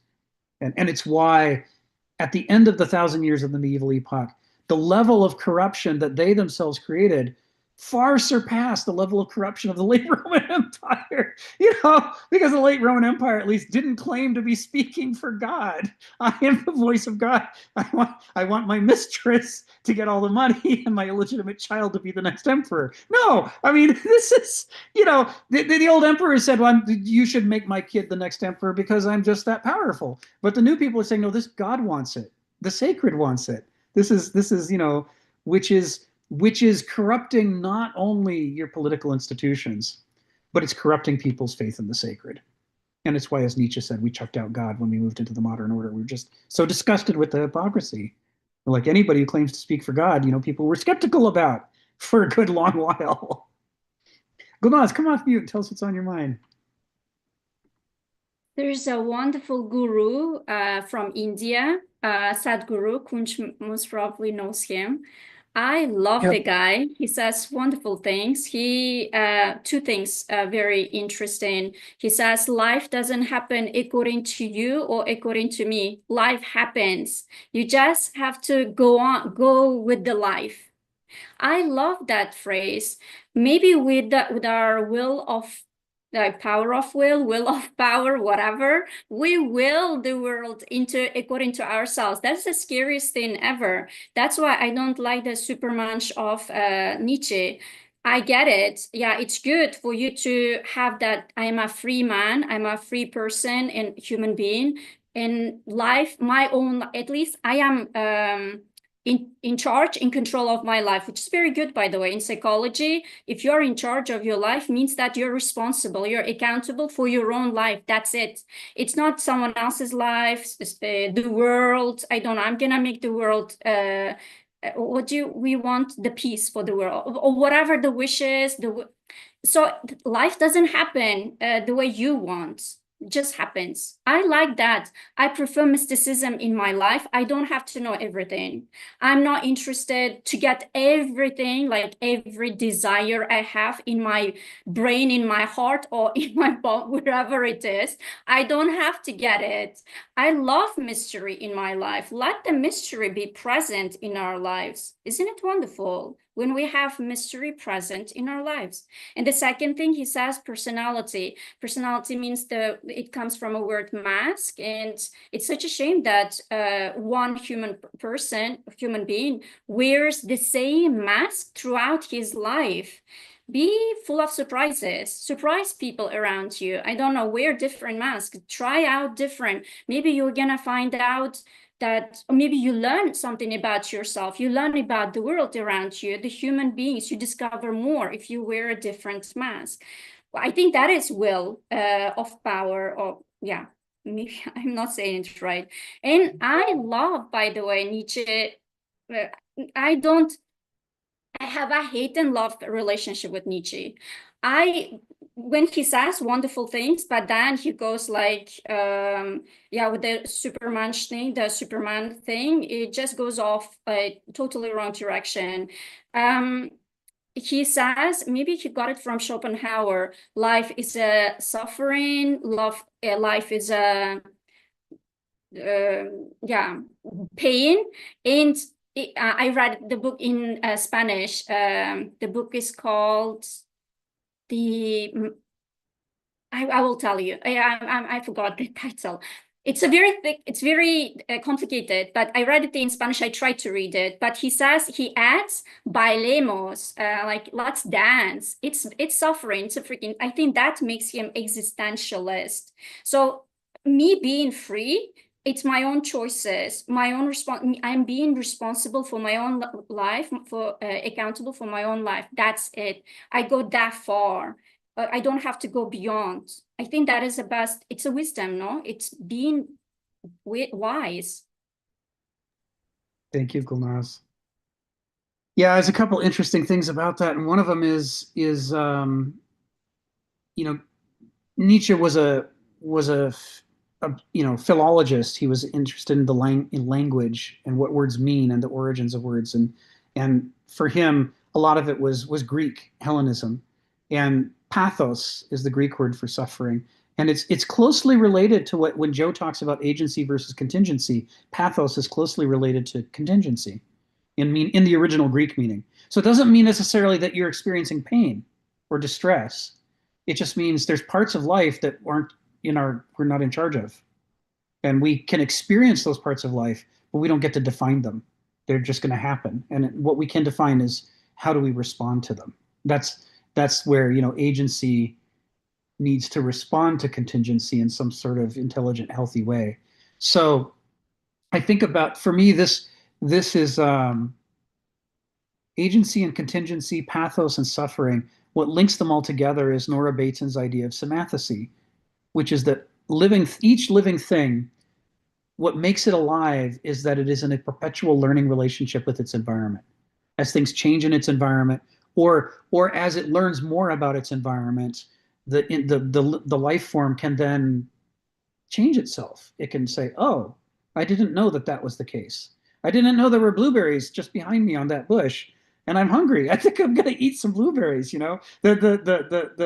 It can satisfy its hunger by paying attention to what's happening around it, and then it can also learn. If it takes too many blueberries, and then there aren't any new blueberry bushes because none of them were allowed to go to seed, then maybe next year they develop a new approach that says never take all the berries, only take some of the berries. Take some from each bush and don't take all from any of them. Let them all reproduce. And so you develop this ethos. A culture can have an ethos. Like the Salish people in the Pacific Northwest had this ethos. You never take all of something. You always leave enough for it to reproduce.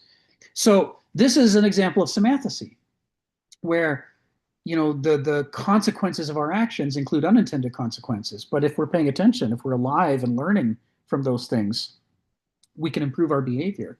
And so the agency in the world can learn from the contingency by paying attention on how to do a better job and how to do the right thing. And I think that's part of what's tied up with this notion of suffering, the way that Nietzsche talks about it. His thing on the Übermensch, I think one of the keys to understanding Nietzsche's Übermensch is that if anybody claims to be the Übermensch, you know they're not right off the bat, because the Übermensch is better than human. We're all human, right? We're stuck being Homo sapiens. That's what we are.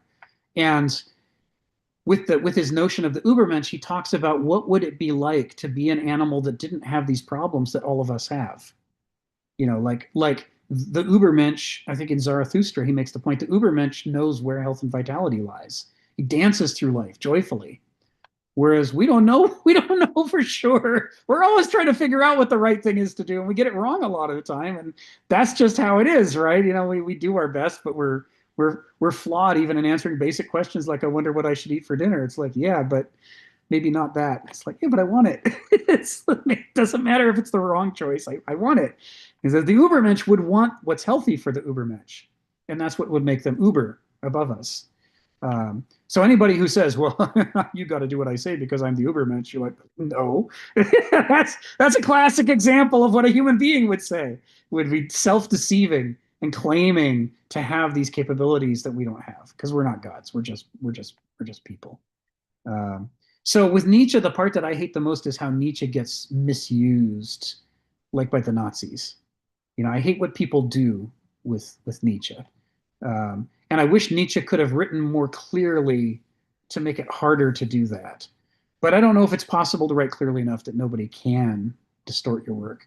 And Nietzsche suffered in that regard more than most because after he became non-compos mentis and got locked up in an institution, his sister, who was dating an anti-Semite, you know, basically took a bunch of scissors to his writings and took a bunch of sentences out of context and pasted them together to make a manifesto that sounded like it was all in favor of German militarism and supremacy and against the Jews and all that. And, you know, Nietzsche didn't, I mean, technically Nietzsche wrote all those pieces, but, you know, he would have detested what had been done to his philosophy to make it stand for the opposite of what he wanted to stand for, if he'd been competent enough to notice anymore.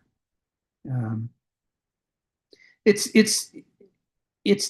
the thing about if you write in a flamboyant, easily imitable style, and you write on a lot of different things over time, and you change your mind over time, you create a vast field from which people can cherry pick whatever they want to.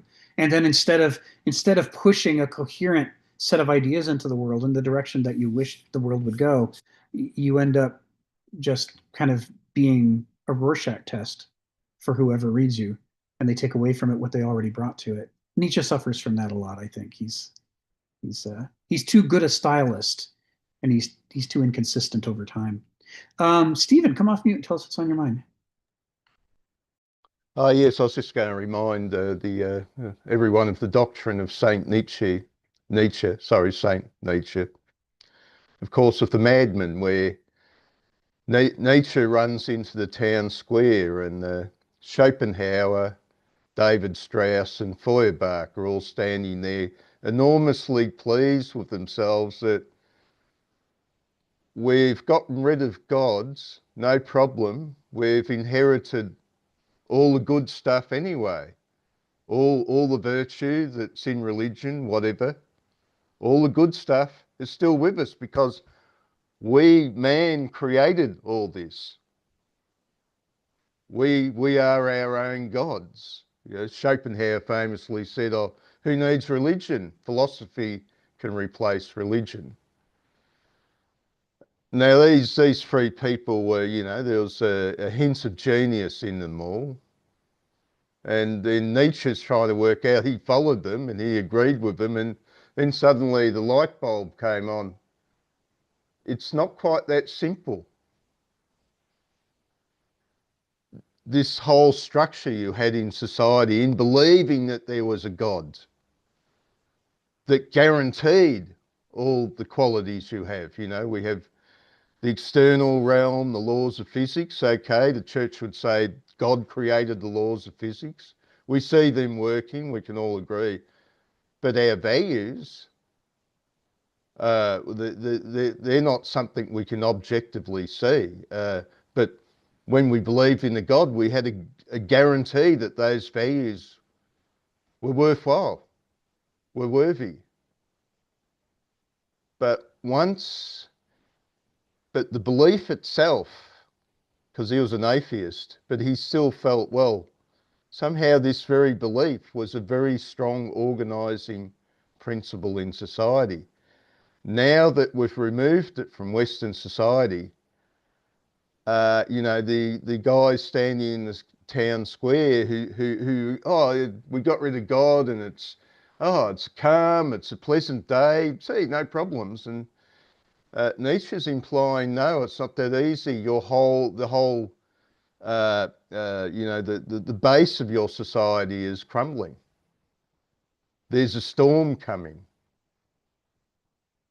And this was his warning, and this is, you know, this is where we've turned around. We're studying on this medieval culture, which has this absolute all-powerful God. There's no chaos, like in the ancient pagan religion, the Greeks, because God is master of everything in the cosmos. There's nothing beyond him. So he can fix everything if he wants to. If there's a problem and you pray to God, there's that potential it can be fixed. And don't worry, ultimately you will be fixed in heaven. If you've got a problem, you'll be in heaven one day and you'll be happy for the rest of eternity. Absolute, another big absolute. But this is a problem. What's going to happen to society once that controlling principle's gone? Nietzsche said you've got 2 or 3 centuries and there is something coming. Thank you. Yeah, it came a lot faster than he thought it would. He and Brahms both predicted that Germany was going to do something awful. They both, you know, grew up in Germany. They both were German speakers. They were immersed in the history of German culture. They were doing their best to advance German culture in healthy directions. But by the end of their working careers, both of them had this bad feeling. Said, you know, we see this jingoism and militarism. Germany über alles. We're number one. We're number one. We're number one. And they saw this rise in anti-Semitism, and they said, this is, how is it that the worst parts, the worst threads of our past are growing and strengthening, and the best threads of our past seem to be vitiating and dying away? And I think in both cases they were glad they died or became non-compos mentis when they did, because they didn't have to see, you know, First World War I and then the Holocaust. Well, yeah, he had that problem, didn't he? That all the people that were gathering around Wagner, you know, Yeah. from the sophisticates to the woodcutter that's come out of the forest, and they're all in the town and they're raising their steins, getting drunk, and all saying how wonderful it is that we're Germans. Yes. And Nietzsche sort of backing away. It's like it's a load of morons trying to be cultured. There's something, you know, he's backing away, he's getting out of Germany. There's something being lost. Something is growing in its place. And this is what Kenneth Smith's talking about in paragraphs 4 and 5. So this brings us full circle. So I'm going to drop the next piece of text. He goes on, there's a strong parallel of Jesus's doctrine of personal accountability with the Greek sense of fatalism and daimon. This is what we were saying at the beginning of this call. There's these parallels between Jesus saying you have to look inside yourself and figure out what you're putting out into the world and try to make it good, because only what you put out into the world when it's bad, that's how you disgrace yourself. That's how you contaminate yourself, not with what you're eating, you know. So and that matches up with that ancient Greek idea that your character is the source within you of your thoughts and feelings and behavior. And if you don't mind your character and cultivate your character, then any bad stuff in there is just going to have free reign. You have to learn who you are, and then for the parts in you that are not healthy, you have to figure out what you're going to do about it. So it's like if you're born with the alcoholic gene, like I am, it's a terrible, terrible problem if you're in denial about it, because they're just going to act out all the worst impulses of the gene. But if you know you have the gene, then you can make decisions like, I'm just never going to touch alcohol. I'll be an alcoholic my whole life, but I'll never once drink it. And so as a result, it doesn't have to be crippling, but it's only not crippling if I accept what I am. I accept that, I was born with the gene. That's just how it is. I've got it. And it doesn't have to be genetic. It could be family culture. If you've got like a culture of abuse that's been going down generation after generation, if you're in denial about it, you say, well, we don't talk about those things, then you're probably going to perpetuate it. But if you accept that it's true, that you got this inheritance, then what you can do is say, now that I see that it's there, I'm going to take steps in my life to make sure that I don't act on those impulses that I learned before I could be critical about myself. So it's, what they're saying is, in what the Greeks are saying and what Jesus is saying have a lot of parallels here, where they're basically saying that's to be a grown up, to be a good person, to be a healthy person. This is what you have to do. You have to know yourself. You have to study yourself, and you're going to be doing that the whole rest of your life. And you have to be trying to figure out what's in your character. What are your reflexes? What are your impulses? What do you dream about? When you're not paying attention, you just blurt something out. What comes out of your mouth? And use that as a guide for the hidden parts of yourself and say, there's stuff in there I didn't know about. And some of that's going to be good stuff. Maybe I should be a dancer. Maybe, every time I loosen up and get on the dance floor, maybe I cut some moves. I'm like, maybe I've got the wrong career. I should be a dancer. But it might also be bad stuff. Of course, there's going to be some bad stuff in there, but we don't know what it is. But if we explore it and we can figure out what it is, we can do something about it. And then we can act in the world better than we would have if we were in denial about the bad stuff that's inside us. So when Nietzsche says man is a sick animal, this is what he's saying. The other animals, they have sophrosune. They orient towards what's healthy for their species to do. We don't have sophrosune. We still orient, but we orient on the basis of enthusiasms instead of on sophrosune. And the enthusiasms could be enthusiasms for good things like gardening, or they could be enthusiasms for bad things like picking fights. And I go to the bar, I get drunk, and I pick a fight with somebody, and next thing I wake up in prison. It's like that's if that's what's in you, you need to acknowledge that it's in you. But at any rate, that this is what's in all of Homo sapiens, that we have this missing puzzle piece, and we have to do something about it. In our lives, we have to adopt life strategies that allow us to do something about it. And this is what Kenneth is saying. The Greeks said we need to do that, and Jesus says we need to do that. And you have to be skeptical of any religion derived from Jesus's teachings that says, no, you don't have to. Right? If what it says is, no, that what Jesus taught isn't important. Jesus is important as a golden ticket to keep you out of hell. He'll get you into heaven. That's the important part. So just have faith. Don't feed the poor. don't struggle against your worst impulses internally and try to be a better person. That's just arrogance. Just give in and accept and wait to be saved. So if you do that, what Kenneth is saying, then you've subverted what Jesus was trying to accomplish. Because at least in Mark, over and over and over, Mark gives examples to try to get people to pay attention to what they're doing. Why are they doing the things they're doing? What could they do instead? Gulnaz, come off mute and tell us what's on your mind. I think we human beings are biggest consumers. We consume everything. Like we consume emotions. When the emotions are not there, we consume, I don't know, materialistic things. When it's not there, we consume each other, human beings. So we maybe, I don't know how to exit that consumerism.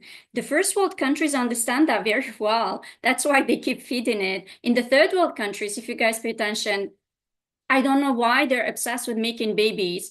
And I know why, because there's nothing to consume except your own babies or the human beings around you. You create your own like miserable swamp and you live in it. I think that's how they survive. Maybe it's like a survival. That's what I say. Individualism is the best way. Self-sufficient individualist person on his own does a better thing. But then, I'm a loner by nature, and I cannot vampire. I don't have it in me to vampire on another human being. So like you, I've got my own vices. But how to get out of it? Georges Bataille says is a very interesting thing. You come to a point, there's a book he wrote, Inner Experience. There's a chapter called Torment. He says you come to a breaking point, like you die like a dog. But the problem is only 1% survives through all that, dying like a dog. Not everyone can do it and come out of it with the dignity, with your head high. No, no way. I think, yeah. Yeah. I don't think you can survive. I don't know if there's any answer to that from consumerism. Yeah, consumerism really isn't interested in teaching us to solve these problems because for the market, consumerism is a virtue, not a vice. They like it if people will consume because that's profitable. Can I add one thing? I know it's a horrible thing to say, but I would say, because I don't have faith in human beings, we should legalize prostitution, drugs, alcohol, I don't know, pornography, to feed them, let them freaking break, and then come out of it. I don't know. If you're killing God, let's no. I don't know. I'm just You're talking about victimless crimes, things that are criminal according to the law code, but it doesn't hurt anybody else. Yeah, there's a big movement to try to strip away laws against victimless crimes, and it's motivated by the kinds of things you're talking about. Part of the thing is, the Greek position. It's hard for us to read Jesus the way that he was speaking at the time because he's speaking in a world that's saturated with Greek philosophy, right? I mean, all the educated people, throughout the Mediterranean and the Middle East have all been marinating in Greek philosophy in Jesus' time. And so when he says things, he's saying them from a context that we don't have anymore. We didn't grow up in Greek philosophy. We grew up in sort of modern caricatures of Greek philosophy, kind of stripped of all their meaning and turned into funny stories. And little, the Greek myths, haha, it's funny. Look at what Zeus did. Look at what Apollo did. Look what Hercules did. But none of that is the right context for understanding what these core messages is. So there is this issue that Jesus takes for granted and doesn't talk a lot about, but the Greeks talk about a lot, which is that it isn't that people need to choose whether to be part of the crowd or whether to be an individual. That's a false dichotomy. It's that we are simultaneously both things. We are both individuals and members of a larger whole. And even aside from humanity itself is part of the larger whole of the whole ecosystem of life on Earth. And the Greek concept of sophrosune isn't just about whether I personally benefit or am healthy, although that's part of it, and that can't be reduced out of it.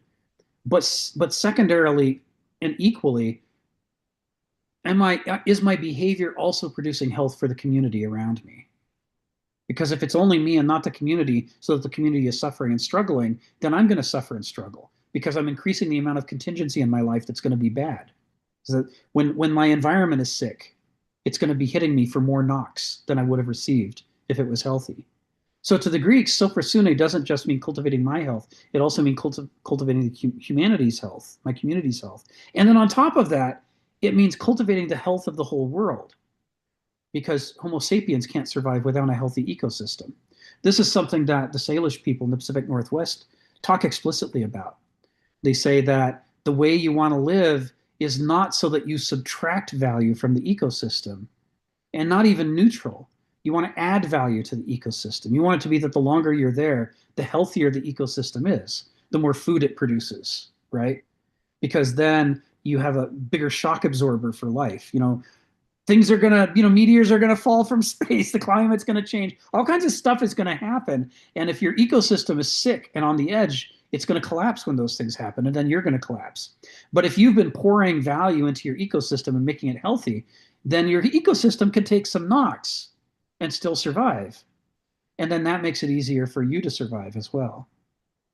So there is this back and forth. The Greeks don't come down on either side of the should it be the one or the many.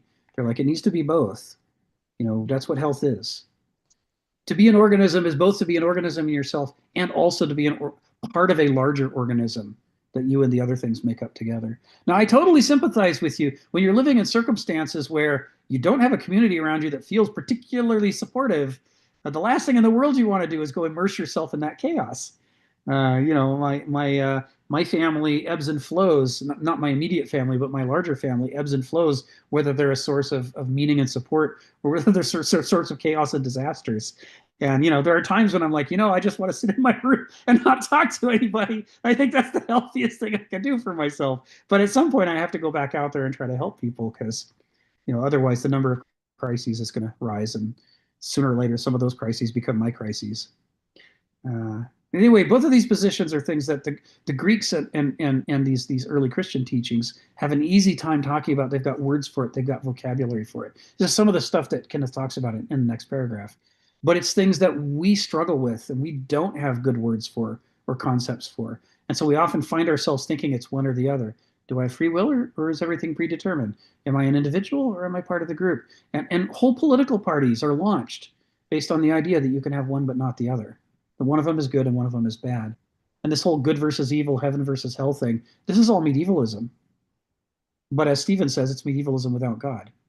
They chucked out God, but they kept all the binary thinking. And that doesn't work so well. Emma, tell us what's on your mind. Oh, sure. Well, here in Portland, we have a resident here in Portland, and that's Stalin's granddaughter. She lives here in Portland, and she's a tattoo artist. That's actually what she does for a living. And I just make that point because, Stalin, who was arguably one of the most formative individuals of the 20th century, obviously a brutal dictator and a despot. But his lineage is just a tattoo artist in Portland. And that's what modernity's done to, modernity has the potential to destroy royal heritage. I mean, in an ancient time, his granddaughter would be married off to Mao Zedong's granddaughter, and or Chairman Mao, somebody else, and they would have had children. So one of my favorite books of the last 5 years has been Caesar's Messiah by Joseph Atwell. And it's a book that is kind of, it's really dismissed by the community of religious studies scholars, but I still find it really fascinating because the book kind of posits that the New Testament was written by Flavius Josephus and Titus Flavius. And it was part of an intention to basically pacify the Jewish population after Jehovah's revolt. The Romans had suffered, even though they defeated the Jews, they had a pretty hard time of that. And it was just too bloody and too brutal, too much guerrilla warfare, too much violence. And they wanted, Josephus especially, according to Atwell, wanted to do something to kind of pacify the Jews.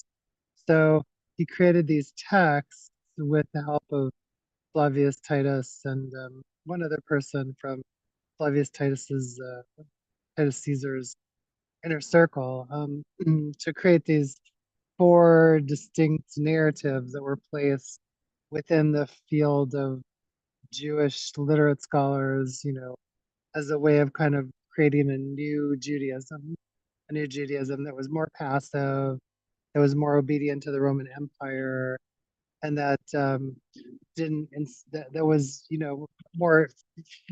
more favorable to empires, basically, and that's kind of how it started. And it's a fascinating theory. He's not the first person to have the theory. The theory is actually a German theory from 19th century German biblical scholarship. But I just think it's really interesting because, this is an argument about the text, and the text is really all we have. I mean, everything else that we inject into the text is our imagination. We have this text, and it tells us like this total bullshit, and people have been believing it for thousands of years, and they keep on injecting their imaginations into it. We're these bloody conquesting barbarians who destroyed all the megafauna, and we basically destroy everything in our paths in our quest for survival. And we have these texts. We really don't have much else. Thank you. Yeah, it's part of the challenge of trying to get our hands around the early origins of Christianity is that there are big gaps in the record. So from the last of Paul's letters until the Gospels, there's something like a 45-year gap. And I was reading there's a website I like called Early Christian Writings, in which they try to catalog every early Christian work that we either have fragments of or that we have writers talking about they had a copy of it and what they saw that was in it. And so it's basically a catalog of all the ones we know about. And of course, it's vastly bigger than the canon that was established later on. And in that, there's one particular non-canonical work called 1 Clement. And there's been some work dating 1 Clement, and they think that they can securely date it now to the 60s CE, which is really important because that puts it right into that first decade of that Dark Age in the early Christian period. And there's things in 1 Clement that talk about how basically 1 Clement is a letter that's it's being sent to the Corinthian church, I believe. Maybe it's the Ephesian. I forget which church it's being sent to. It's being sent to one of the churches that have recently overthrown their leadership.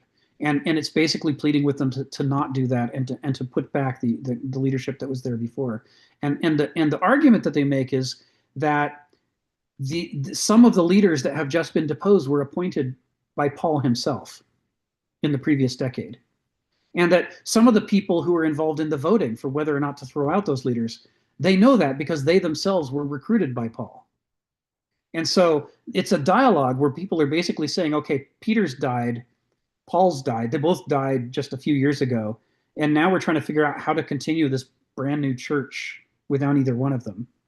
And one of their first things that and at this point, a lot of the institutions we associate with Christianity, especially a lot of the things that are talked about in the Gospels, they don't exist yet.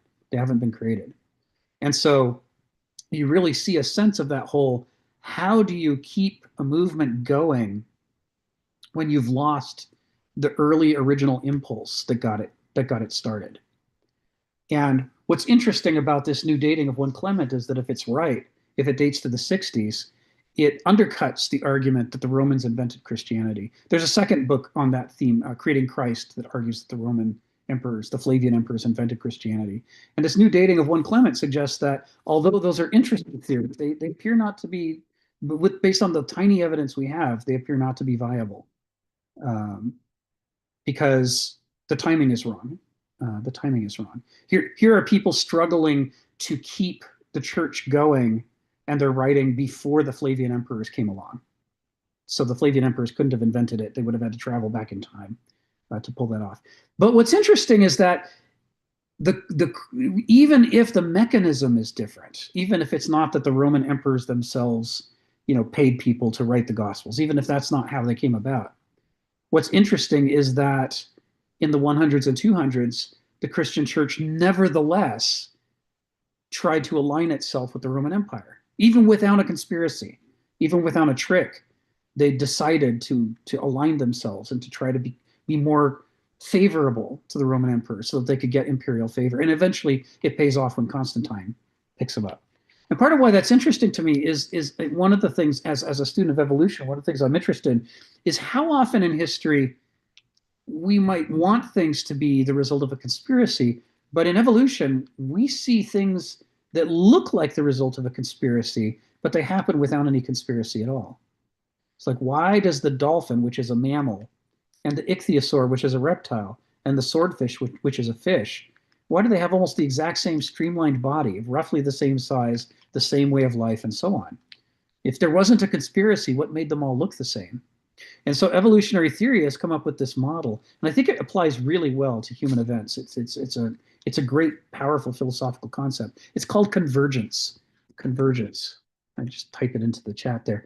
Convergence is the idea that if people or animals or plants, if life forms are subjected to the same kinds of pressures, they will gradually come to resemble each other. And it's because under those pressures, there's a limited number of solutions.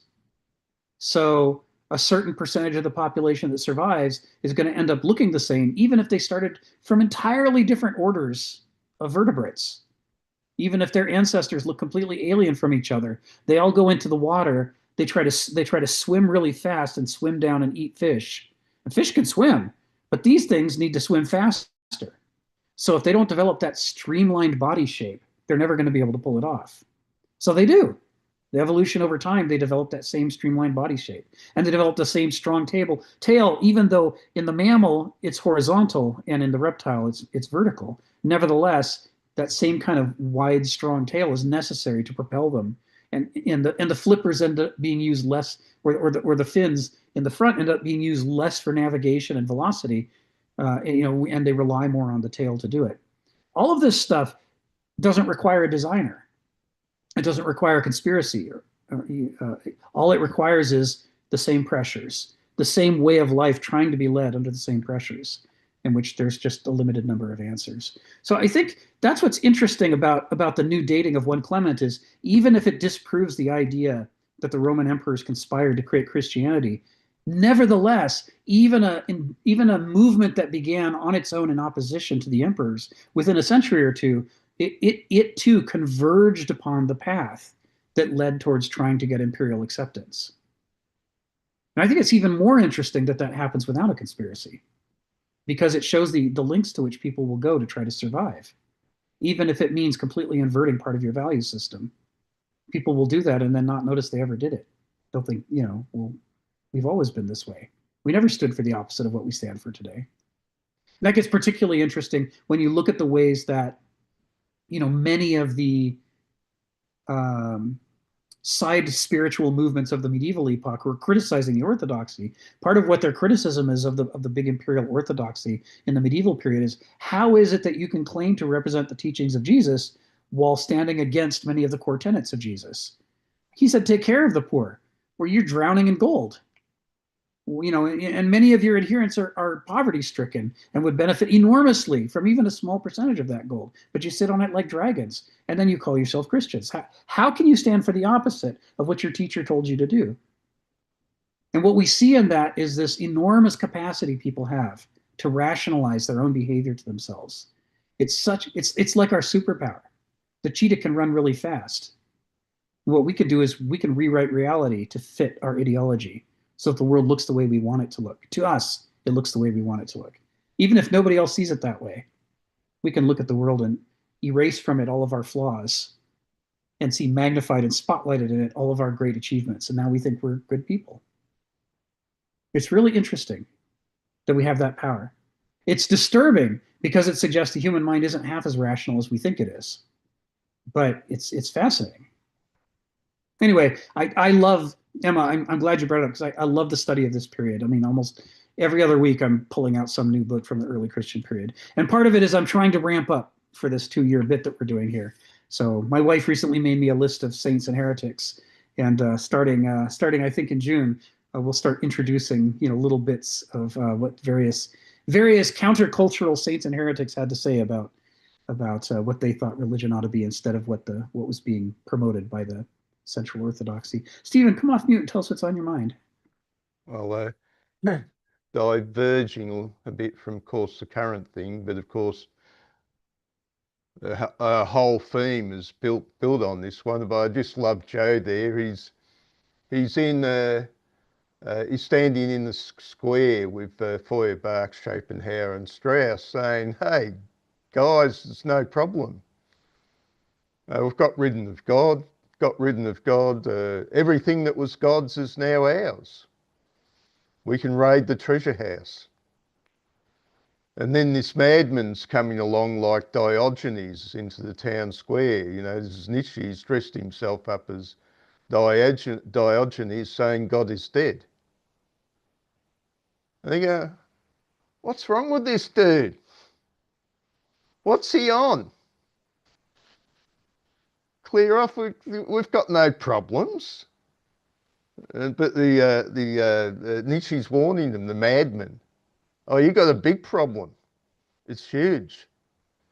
But this is a fascinating thing. Joe, who's obviously got quite an intellect, like Feuerbach, like Schopenhauer, like Strauss, a highly developed intellect, yet he can't get what the problem is. And this is a bit with Emma as well. You know, what's all this phooey, you know, this religious stuff. Oh, Emma mentioned Stalin. Oh, that was that bad dude who did the wrong things. But really, I'm part of this genus called humanity. Doesn't matter where you go, I'm part of the same species. The basic brain organisation is in common. Somewhere within me, there's a potential to be Stalin. I can be the serial killer. I can be the Hitler. I could be St. Francis. I would be an Olympian runner, except I'm just a little bit held back. I can run, but I just can't quite make what an Olympian runner. But the potentials, the machinery of the Olympian runner is there. It's just not as developed. There's people around that are smarter than me. I feel envious. When I was young, I didn't feel envy. I just stuck with myself. But when I tried to push myself and I became more emotional and I became slightly more ambitious, I started to discover the envy. There's these dudes that are smarter than me. Hell. You know, there's these people that are more capable than me, and I'm feeling the feeling of Cain. You know, Abel's got the favour of God. I can't settle for this. But yeah, people aren't looking at this element that they are Stalin. It's all in there because these are the potentials of the human being. It's in there, but a lot of people will not get it. It takes a lot of thinking to realise. Now, this is Jung when he says, look at your own shadow. And it's necessary because when the Nazis do come to town, you want to know about your hidden Nazi. You want to know about your hidden Bolshevik. You need to have wrestled with your hidden Bolshevik or Nazi, to have worked it out before it comes along, or you'll be just swept up with the stream. People don't realise this. Intellectuals underrate will and emotion. That's just will and emotion now. Big deal. So what? The real powerful thing is thought and ideas. And we'll just keep on working on our ideas until we reach perfection. But I suspect that's a little bit of a dead end. You know, Schopenhauer's pointing out, well, it's the will. Nietzsche takes that up. Yes, it's the will, it's not just intellect. Okay, thank you. Thank you, Stephen. I'm going to call on Gulnaz in just a second. I just wanted to add something in support of what Emma brought up. And that is, we're in a funny era where if you want to insult someone, you call them a conspiracy theorist.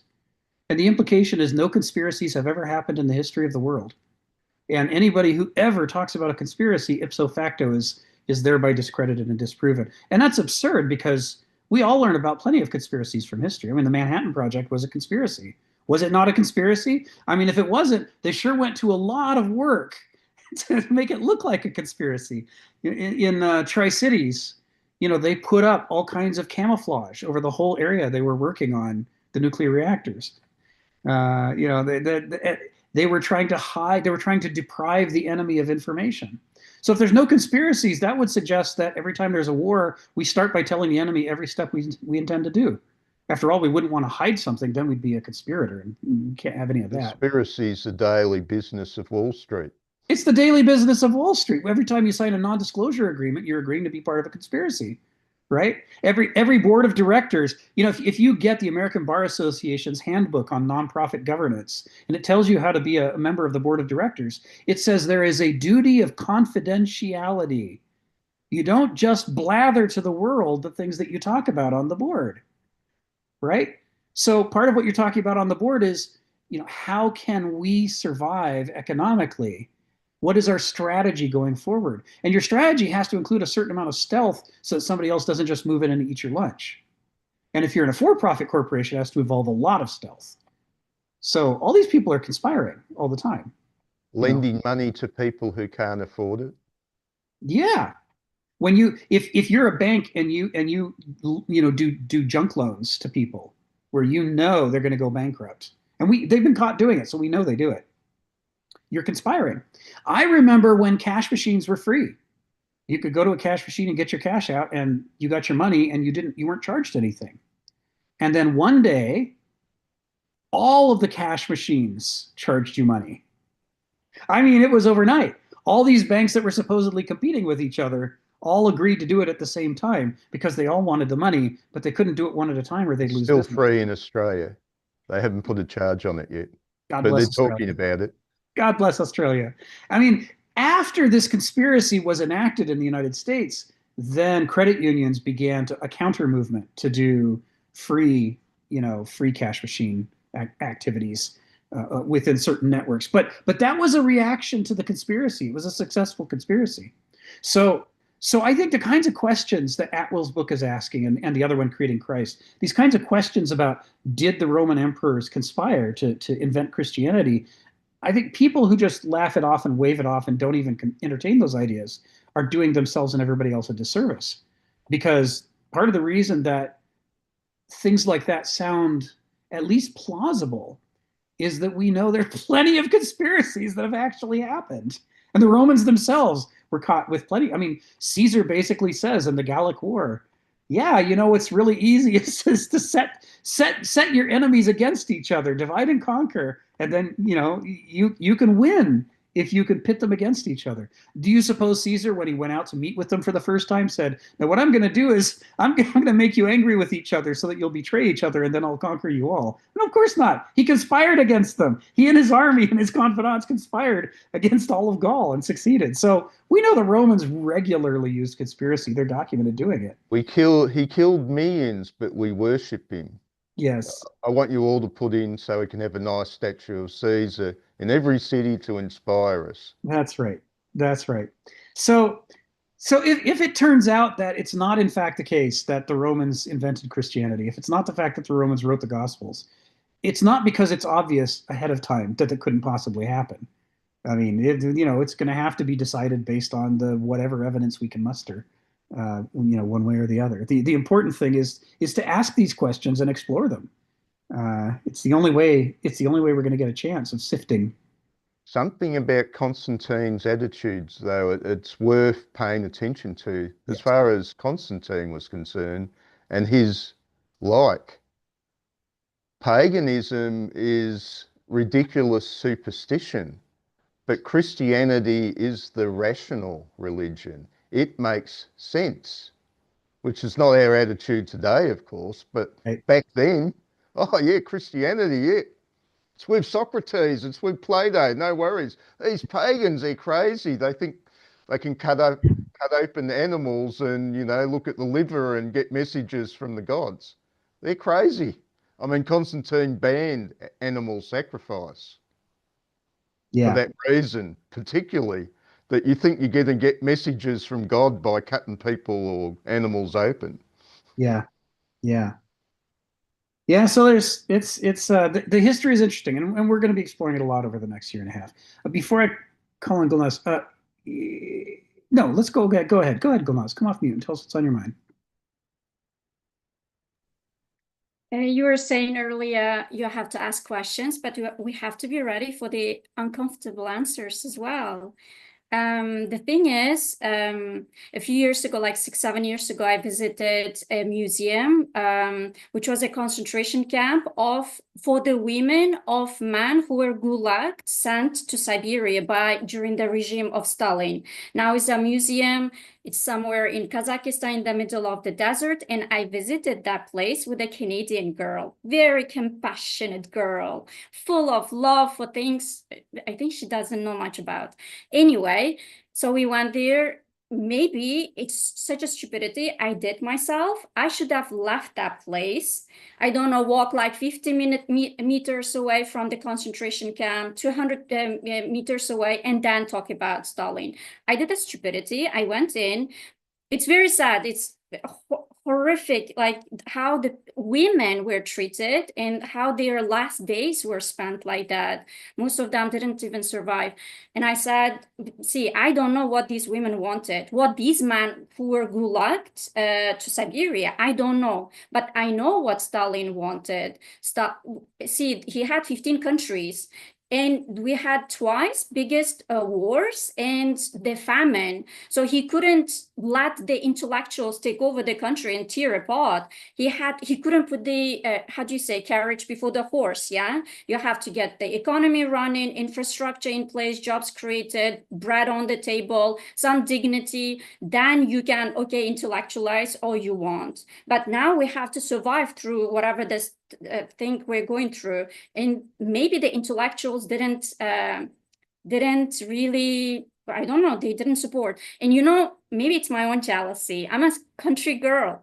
I went there and there are like beautiful silky handkerchiefs, like crocodile bags that belong to those ladies. I'm a country girl. Those girls would have said, go sit in your village and pick your cotton, continue contributing to the economy. They weren't interested in my well-being.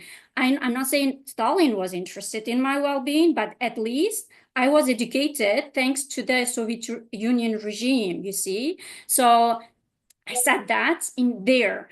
Oh my God, the girl, compassionate girl, she just went like, how dare you talk about this here, right here? If she had a gun, she would have shot me and she would have said she deserved it. You know what compassion can bring you. First of all, you don't know. Your life never even touched my life, our lives here. You don't know what.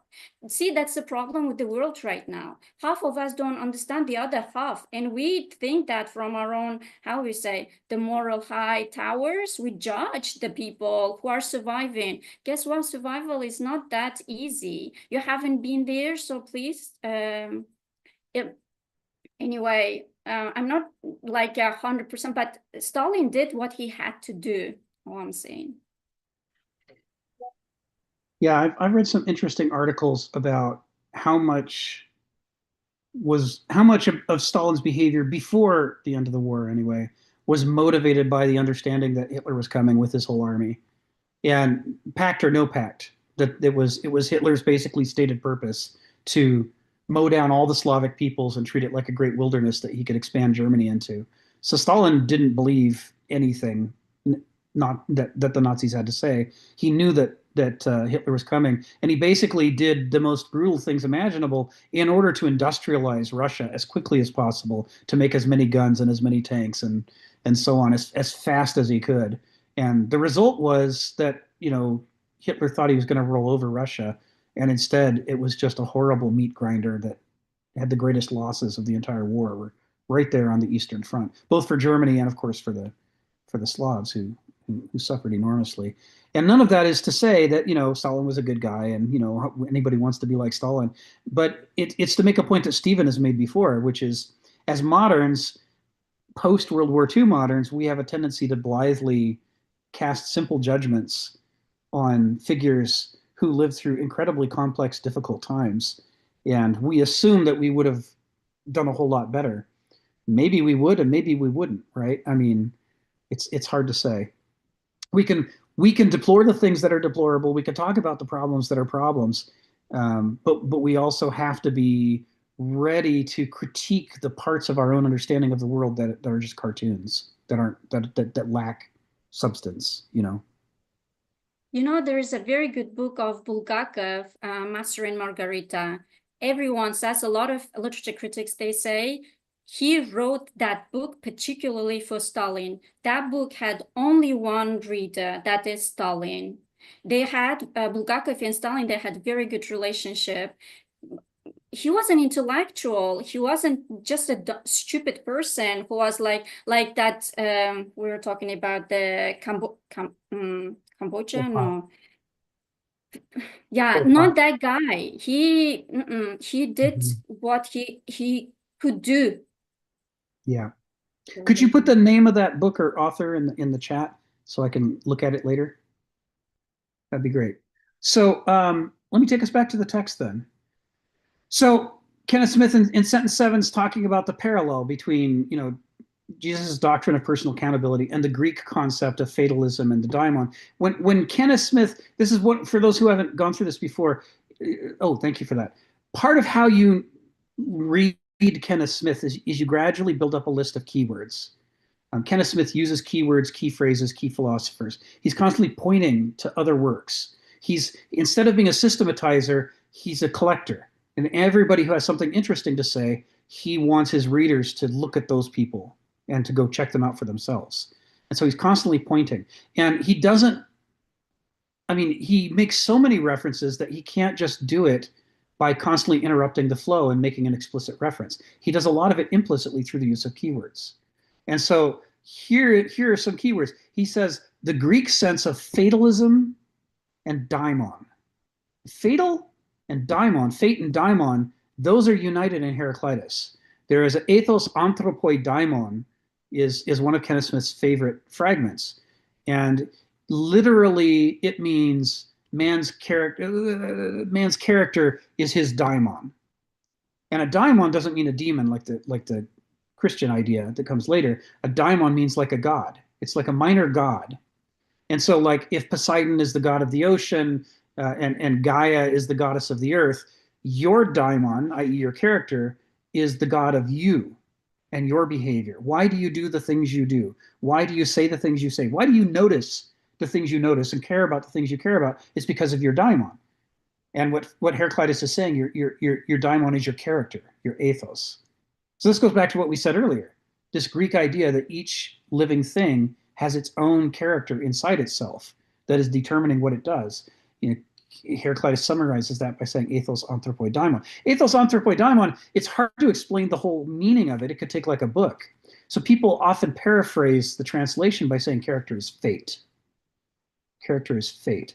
So here, in a handful of words, is fatalism and daimon, and the context of being Greek. So once you learn to read Kenneth Smith, you know that he's referencing the Heraclitus idea here. Ethos anthropoi daimon, character is fate. And the fate that they're talking about here is not how does the book end, what's on the final page of the book, who done it, but rather why, as your agency and the contingency of the world when they collide with each other, why does your life chart the course that it does? Why do you make the choices you do? Like if you're a character in a movie, why, when you were faced with this crisis, did you go left instead of right?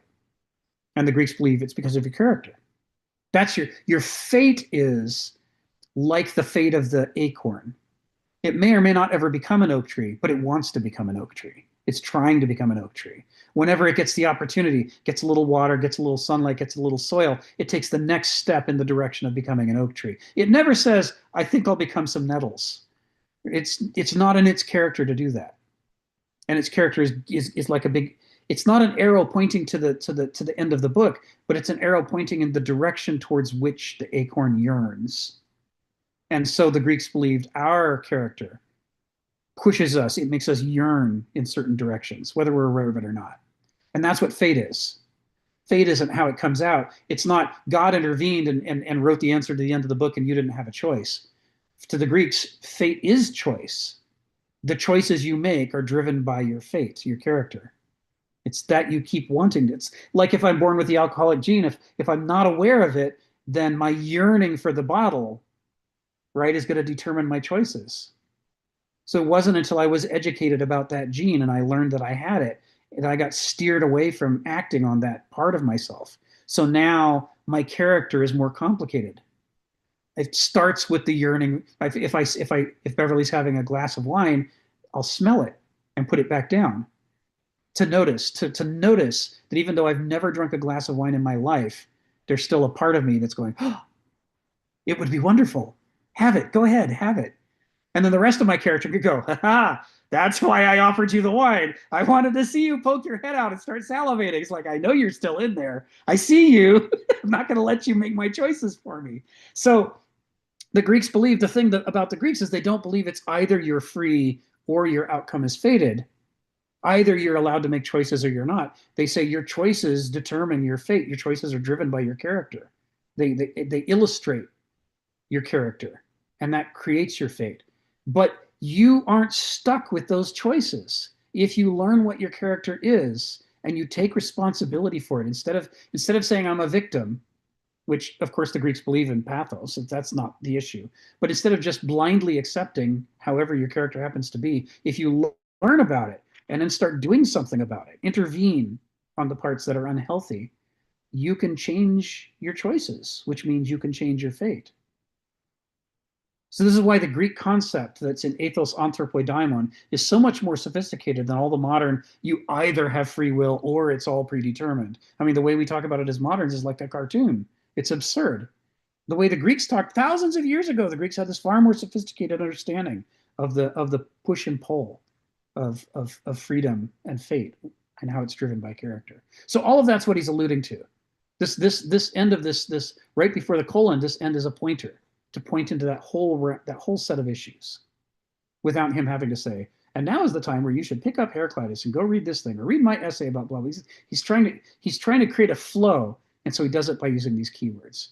So you gradually, with Kenneth Smith, you learn to keep in your head a list of the keywords. If you see him say psyche, psyche, or you see him say cosmos, you go, ha, that's Kenneth. He's using his shorthand. He's referring to that whole issue that we talked about before of cosmos versus chaos, or he's talking about the relationship between psyche and your soma, your body, right? Which we could talk about another time. Pointers. It's full of pointers. All of this stuff he's constantly pointing, and part of why Stephen and I and Donald and David and others and Sharon really enjoy reading Kenneth Smith is he's not pointing at himself.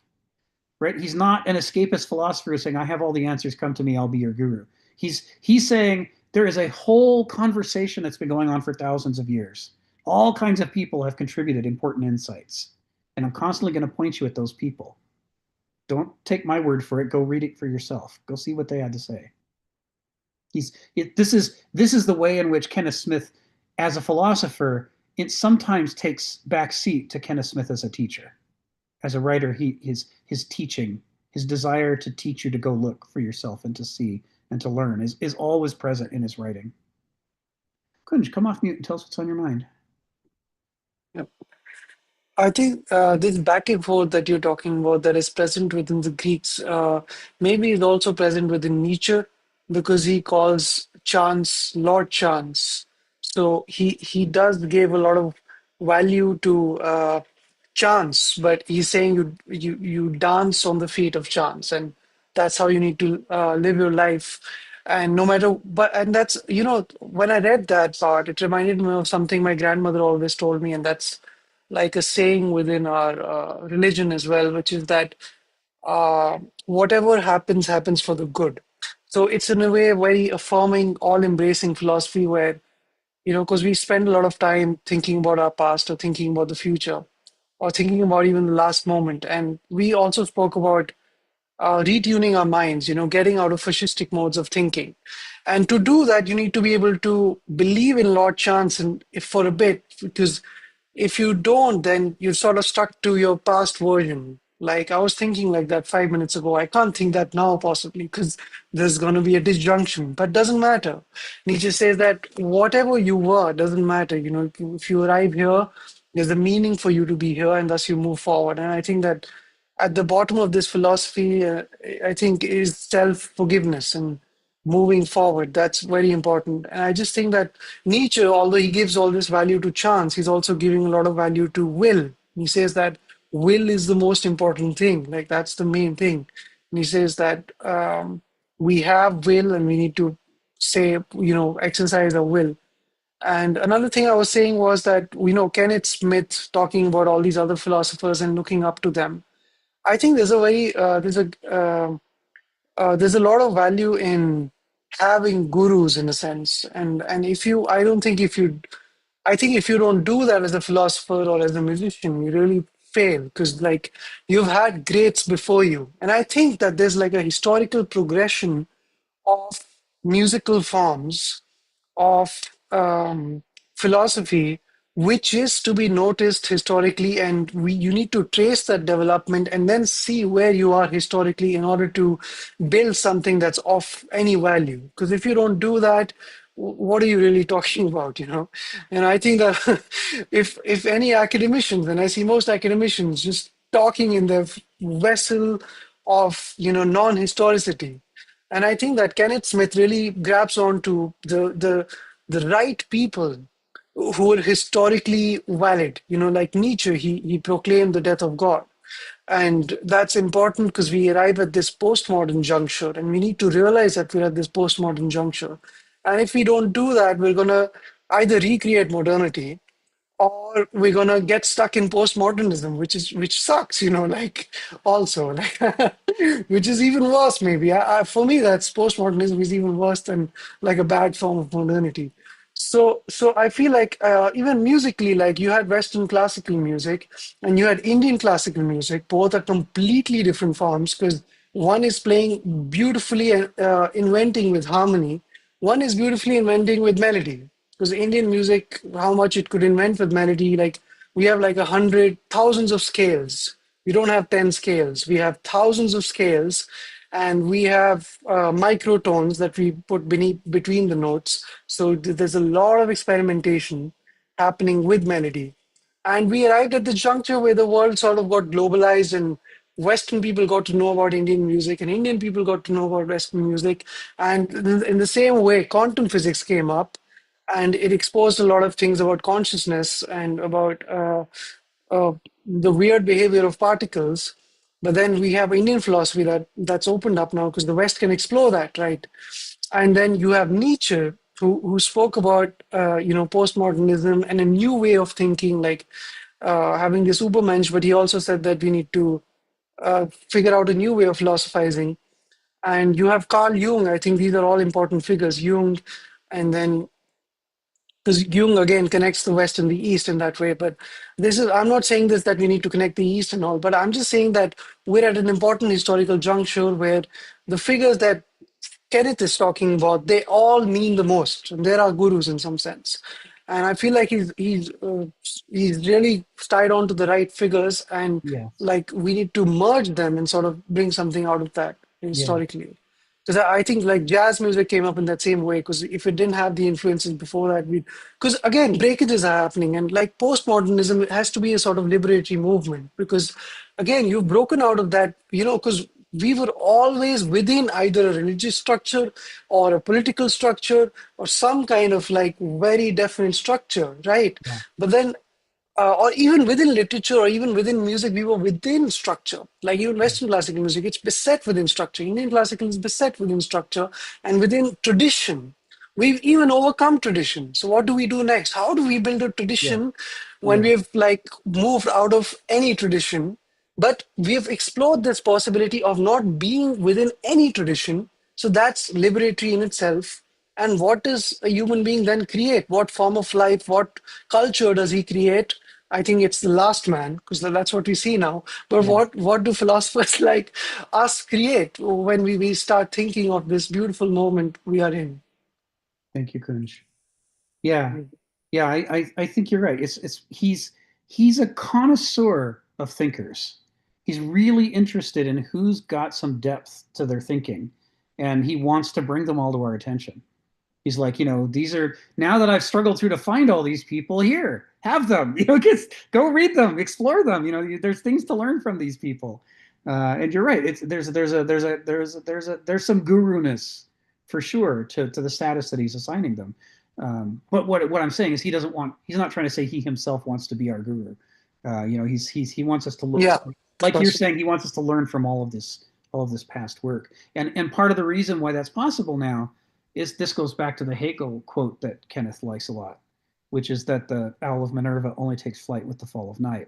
It's people, cultures, civilizations don't really become philosophical until their end stages. when things aren't working anymore and people are forced out of the frameworks they were so confident about just a generation ago, they start to ask questions that never would have occurred to their grandparents to ask.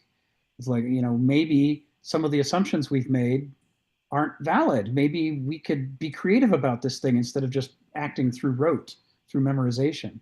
Maybe this is the time to think about what happens if we merge ideas from over here with ideas from over there. We start thinking of, we go back to being more interested in the creative ferment and less interested in orthodoxy. And we do that because the systems aren't working as well anymore. They're falling apart. It forces us out of our comfort zone and allows us to become creative again, to wake up, to use Hegel and Heraclitus's terminology, right? Heraclitus is saying the tendency for people is to sleepwalk through life, right? People sort of learn the rote patterns of life, and then they go through them and don't think very much. They think they're thinking, but they're really just calculating the next move they've memorized. He says, but it's very unusual for somebody to break out of the sleepwalk and go, what the hell am I doing? Well, is this the only way I could live? Maybe there's other ways I should be living. What are my choices? And that's when you really want to go read Nietzsche and Heraclitus and Hegel and philosophers from India, philosophers from China. You really want to diversify your inputs. So thank you for making this point. I think it's also that you talked about the equating field where we're sort of in this postmodern condition where I don't know what word you use, but like philosophers or these kind of guru figures can't come up because it's like capitalism does this also, I think, and postmodernism does this equally where everything is equal. So you can't have these figures rise up and you can't really have that sense of philosopher kings or philosophizing even in a sense because everything is equally valid. Like the famous capitalism quote is everything goes. Yes. So, but I think if you don't realize that condition philosophically, as say you as me as a 20-year-old, if I didn't realize that, I would be stuck within it. And I feel like that's why it's important to read these figures because they tell you something about the times. And as I said, like our minds are our times, right? We're stuck within the times. So if I don't read and try to decode, because when I do read Nietzsche, I'm like, okay, this is what I've been doing. This is how I've been living, And so if people need to get out of this equating field and build something new, or that's why it's important to read these figures because they tell us what's really happening. And then when you find out what's really happening, you find out what your flaws are because your flaws are basically being borrowed by the culture of the time. So that's why it's key to read these figures because they've really figured out what's gone wrong. Yeah. I mean, you're really taking us to the heart of the project he has in mind when he wrote this book, which is, as long as our only frame of reference is this modern or postmodern frame of reference, we don't really understand what we're doing or why. But if we can supplement that with the medieval perspective and the ancient perspective, both of which are well documented, which he's not picking them because he's Eurocentric, he's picking them because they're well documented. And the implication is that there could be hundreds of other perspectives like this out there in the world to discover by exploring other cultures. But you have to start somewhere. So we start with the easy, low-hanging fruit that's well documented, and then we hope that motivates people to realize, I don't want to be stuck in one worldview. I don't want to be stuck in 3 worldviews. I want as many worldviews as I can find so I have a lot of tools in my toolbox. And that means I better be reading some Indian philosophers. I better be reading some Chinese philosophers. I better read some Navajo philosophers. I gotta look for what creates the most distance as a perspective from the perspective that I grew up with, so that I can triangulate on reality from a radically different angle. What are the different ways that have worked to look at the world? And then, as he says, the real crowning achievement is then not just to look at the world and not even just to look at yourself, but to look at your own worldview and epoch from those other perspectives. Because he says that's how a fish discovers water. After it grows legs and climbs out onto the land, it looks back and says, what the hell is that? Did I come out of that? That was a thing? What was that? Until we get out of that perspective, we can't see that we're immersed in because we've only got the one perspective from within it. So anyway, thank you for bringing it up. This really goes to the heart of things. Stephen, come off mute and tell us what's on your mind. Oh, I haven't read The Master and Margarita. There's a mini-series based on the Russian mini-series. You'd love the theme of the story because it's sort of looking at the whole revolution Russian revolution in a a spirit of a sort of mockery, actually. There's sequences where Pontius Pilate is having an argument with Jesus, and that reoccurs throughout the story. But the revolution is pictured as this circus that comes into town. They're all performers. They end up, you find out there's a witches' coven.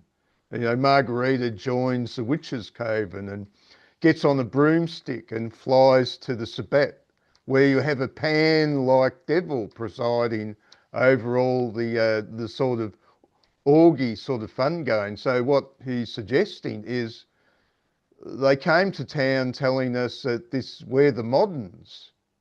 This is the new modern way. You're backwards. In actual fact, he's saying they revived all the ancient pagan instincts that were buried in the Middle Ages. The circus is back in town. Thank you. Thank you, Stephen. So for our last 10 minutes, I'm going to take us back to paragraph 4 and see how far we can get through it. See if we can get us ready for paragraph 5 next week. So after that opening, and I wanted to take the time to point out the referencing that he's doing. He's doing it subtly, but once you pick up his keywords, you realize it's just, I mean, the fact that he puts Greek, fatal, and daemon together means this is obviously, in hindsight, if you've got the context, it's obviously a reference to ethos anthropoi daimon. He's talking about free will versus determinism. He's talking about the Greek role of character in determining our behavior. And especially he's talking about the Greek sense that you have a duty. It's not just an ability, but you have a duty to cultivate your character and take responsibility for the consequences of that character. And if it's got bad parts, and it will, because we all have complicated characters, it's going to be good and bad in there, then you have to find those parts and you have to figure out how you're going to cultivate yourself to compensate for them, right? So all of that is being evoked in just a handful of words before the colon. And this is what he does. And it's why slowing down when you read Kenneth is a big payoff. You know, slow down and figure out what are the references here. What's the full weight of the argument that he's making? It's often not what we think it is at all. We might read some passage where he talks about, you know, people being idiotic. We think that he's just name calling. We think that he's, you know, saying they're poo-poo heads, because the modern definition of idiot is dummy. We think he's saying that they're dumb. But that's not what he means at all, because for him, idiot is a keyword. He always means the Greek idiota, one's own. He means that liability that all human beings have, no matter how smart they are, to blunder because they privilege their own limited parochial perspective and they forget about the whole cosmopolitan world of other perspectives on the same issue. We overvalue what we're familiar with and we undervalue what we're not familiar with. And in doing so, we push ourselves away from other possibilities of access to wisdom. So, you know, when I was very first reading Kenneth Smith decades ago, I would read passages like that and think he was just insulting people. And it took decades of reading before I went back and saw I completely misunderstood what I was reading. He's not at all insulting them. He's saying we share this in common. We have this problem, the tendency to the tyranny of the parochial in Homo sapiens. It's a demonism. It possesses us. It restricts our ability to perceive reality and to deal meaningfully with what's happening. So anyway, so this is the thing. You see, over time, if you keep coming back to Kenneth, you'll start to collect these terms. And you might even start a document and write them down. I mean, I actually have a document that I use that's similar to that. I don't do it with his because I can remember his, but whenever we're dealing with the Greek stuff, I've got 3 different documents where I keep big lists of Greek terms and how they relate to each other. All right, so that was just the introduction to the next part. What is of ultimate moral significance we bring upon ourselves. Our spiritual fate is equally self-incurred and a matter of the human condition. So this is going back to Joe's point. This is when he says it's self-incurred, he's talking about agency. And when he says it's a matter of the human condition, he's talking about contingency.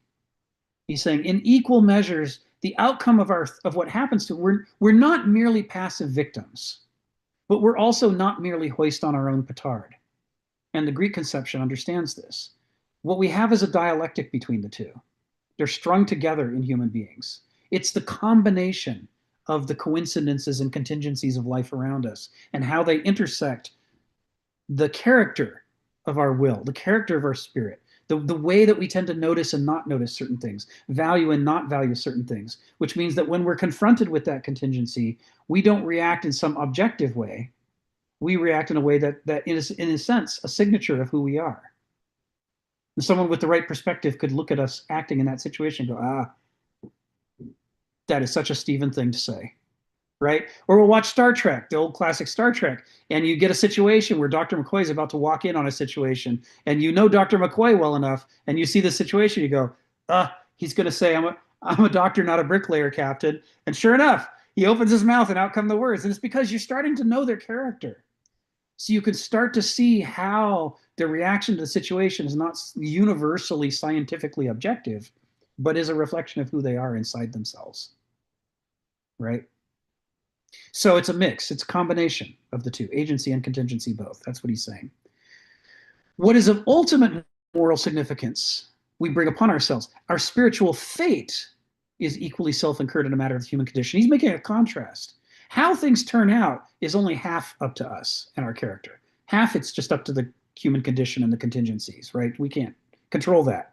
It's just our own reaction to it. But the first half, the ultimate moral significance isn't in how it turns out. The ultimate moral significance is in what we bring to it. And that's moral because that's the thing that we have ostensibly a choice about, that we could do something about, and that we have a duty and a responsibility to cultivate ourselves into becoming the kinds of people who will do the healthy thing or the right thing in that context.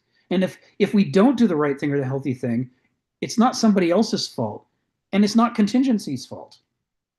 Contingency just shuffled the deck for us.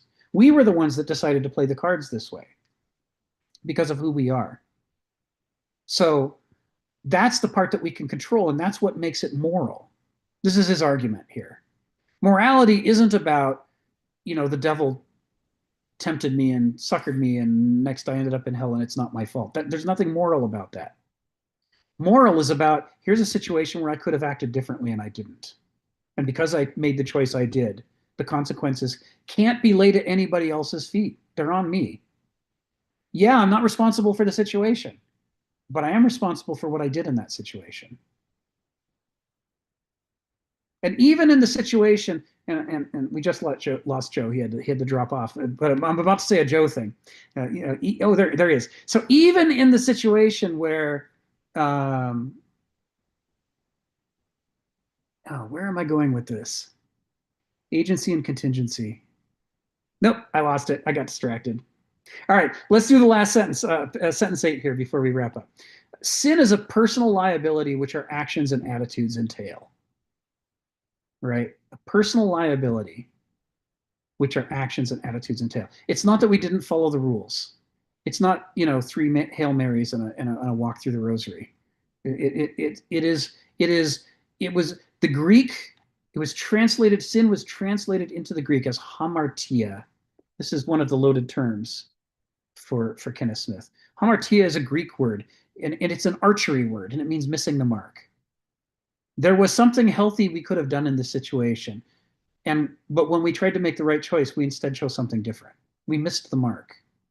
That's sin. That's how sin was translated into Greek. And that reflects the way that the milieu of early Christianity and the early church fathers isn't strictly Jewish. It's not strictly the Roman Empire. It is a Hellenized Judaism in which people who were raised in Jewish culture, only about half of them could actually read Hebrew or less. Many of the people spoke even, let alone read, in Greek. And so you've got this blending of Greek ideas and Jewish ideas. That's where Christianity is growing up. It's fascinating. It was just a couple of weeks ago I read a thing that was talking about the history of this period that said something like at least half of the people who lived in Judea, at the time of Christ, didn't speak a word of Hebrew. They could only speak Greek. We talk about Aramaic, but when we talk about Aramaic and people speaking Aramaic, it's to give a biblical feeling to it. And it sort of erodes, and there were people who spoke Aramaic, but it erodes the extent to which a lot of these people were Hellenized. And so it's not a coincidence we see all this overlap between the teachings of early Christianity and the ideas that are so central to the ancient Greek worldview. There's a lot of overlap. Joe, come off mute and tell us what's on your mind. I think you're going to get the final word for today. Yeah, just, really quickly, just coming back to what you were talking about a moment ago, is that, I mean, this is like this idea, this is, Stoicism, and this, the idea of wisdom and what is up to us and what is not up to us, right? And making that distinguishing that is really kind of learning how to think and accept reality for the way it is. And that's really what, that's the degree of autonomy that we have. In other words, so we actually understand how we can respond, that we can't change the situations that we're actually in. And so, from that perspective, that's where you start to say, well, okay, what is truly worth pursuing, and what is truly good, and what we've kind of, hopefully come to the conclusion is that you pursue what is good is, generally maintaining your character. Not generally, it is maintaining your character and pursuing virtue. And that requires thought, and it requires us to come to our own conclusions about reality. I mean, and that means going through a painful process, but at the end of the day, it has to be something that we arrive at organically, or it really isn't something that's all that, well, it's not sincere, and it's certainly not going to be sustainable forever. Yeah, they talk about this in the traditional Okinawan martial arts dojo. They say, study is important. Actually figuring out, thinking about things, thinking them through, trying things, that is an important part of life. But equally important is practice, where practice is drilling. You practice over and over and over to try to build a habit. It says, because what's going to happen in the fight is not what you think you should do, but what your reflex is. And the reflex is going to be based on what you've practiced and built habits around. And this is the exact same idea as this ancient Greek idea. You want to get to know your character, no theseauton. You want to get to know your character, yes. But when it comes to cultivating your character in a healthy direction, you want to actually create practices in your life that you can carry out. So you get a long series of simple, easy wins in the direction of doing the right thing. And your ultimate goal is so that when you get out into the real world and you're startled by a situation, you're not easy to startle into unhealthy bad behavior. You want to have made lots of little habits over time until you get to the point where it's easy to startle you into good, healthy behavior against your will. If you've thought about it, you might have done the wrong thing, but your habits have now been pushed in such a direction that you accidentally, reflexively do the right thing. And that's the kind of, and the only way that happens is by, as if I'm trying to get exactly the right move with my tonfa, I have to do that move hundreds of times, thousands of times, over and over under different conditions until it just I can do it in my sleep. And that's what you want to be doing around something like, in my case, why am I an alcoholic but never a practicing alcoholic? Is because I practice over and over.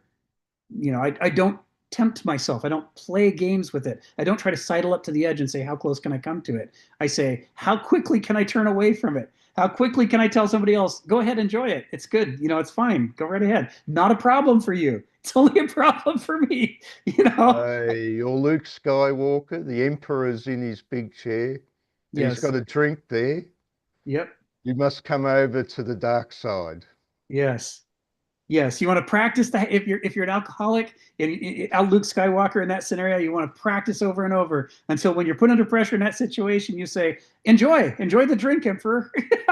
I of course will not be partaking, but that's fine. Enjoy, have a good time. It's for you, but it's not for me. And whether the issue is honesty or whether the issue is despair or whatever the issues with our character are, we have to find little ways to create little practices and little habits over and over and over to create the easy wins. That's that's praxis, right? The Greek idea. You can't just think your way. You have to put it into practice and drill it over and over and over. So this is where we wrap up for this week, and next week. The Emperor's there, man. He's got that drink, and he's saying to you, Luke, I know you want it. He's gonna say it. He's gonna offer it. You have to be ready.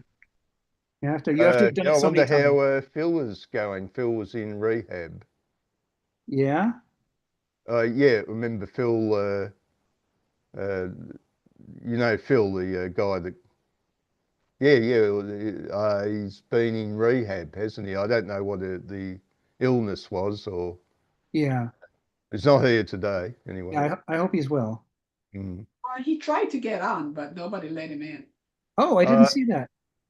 Philip, there was a guy called Philip who tried to get on, and Yes. I put him in, and he was in the waiting room, and then it disappeared again. So I don't know if that was Phil, Yeah. because he usually just comes under the name Phil, doesn't he? Not Philip.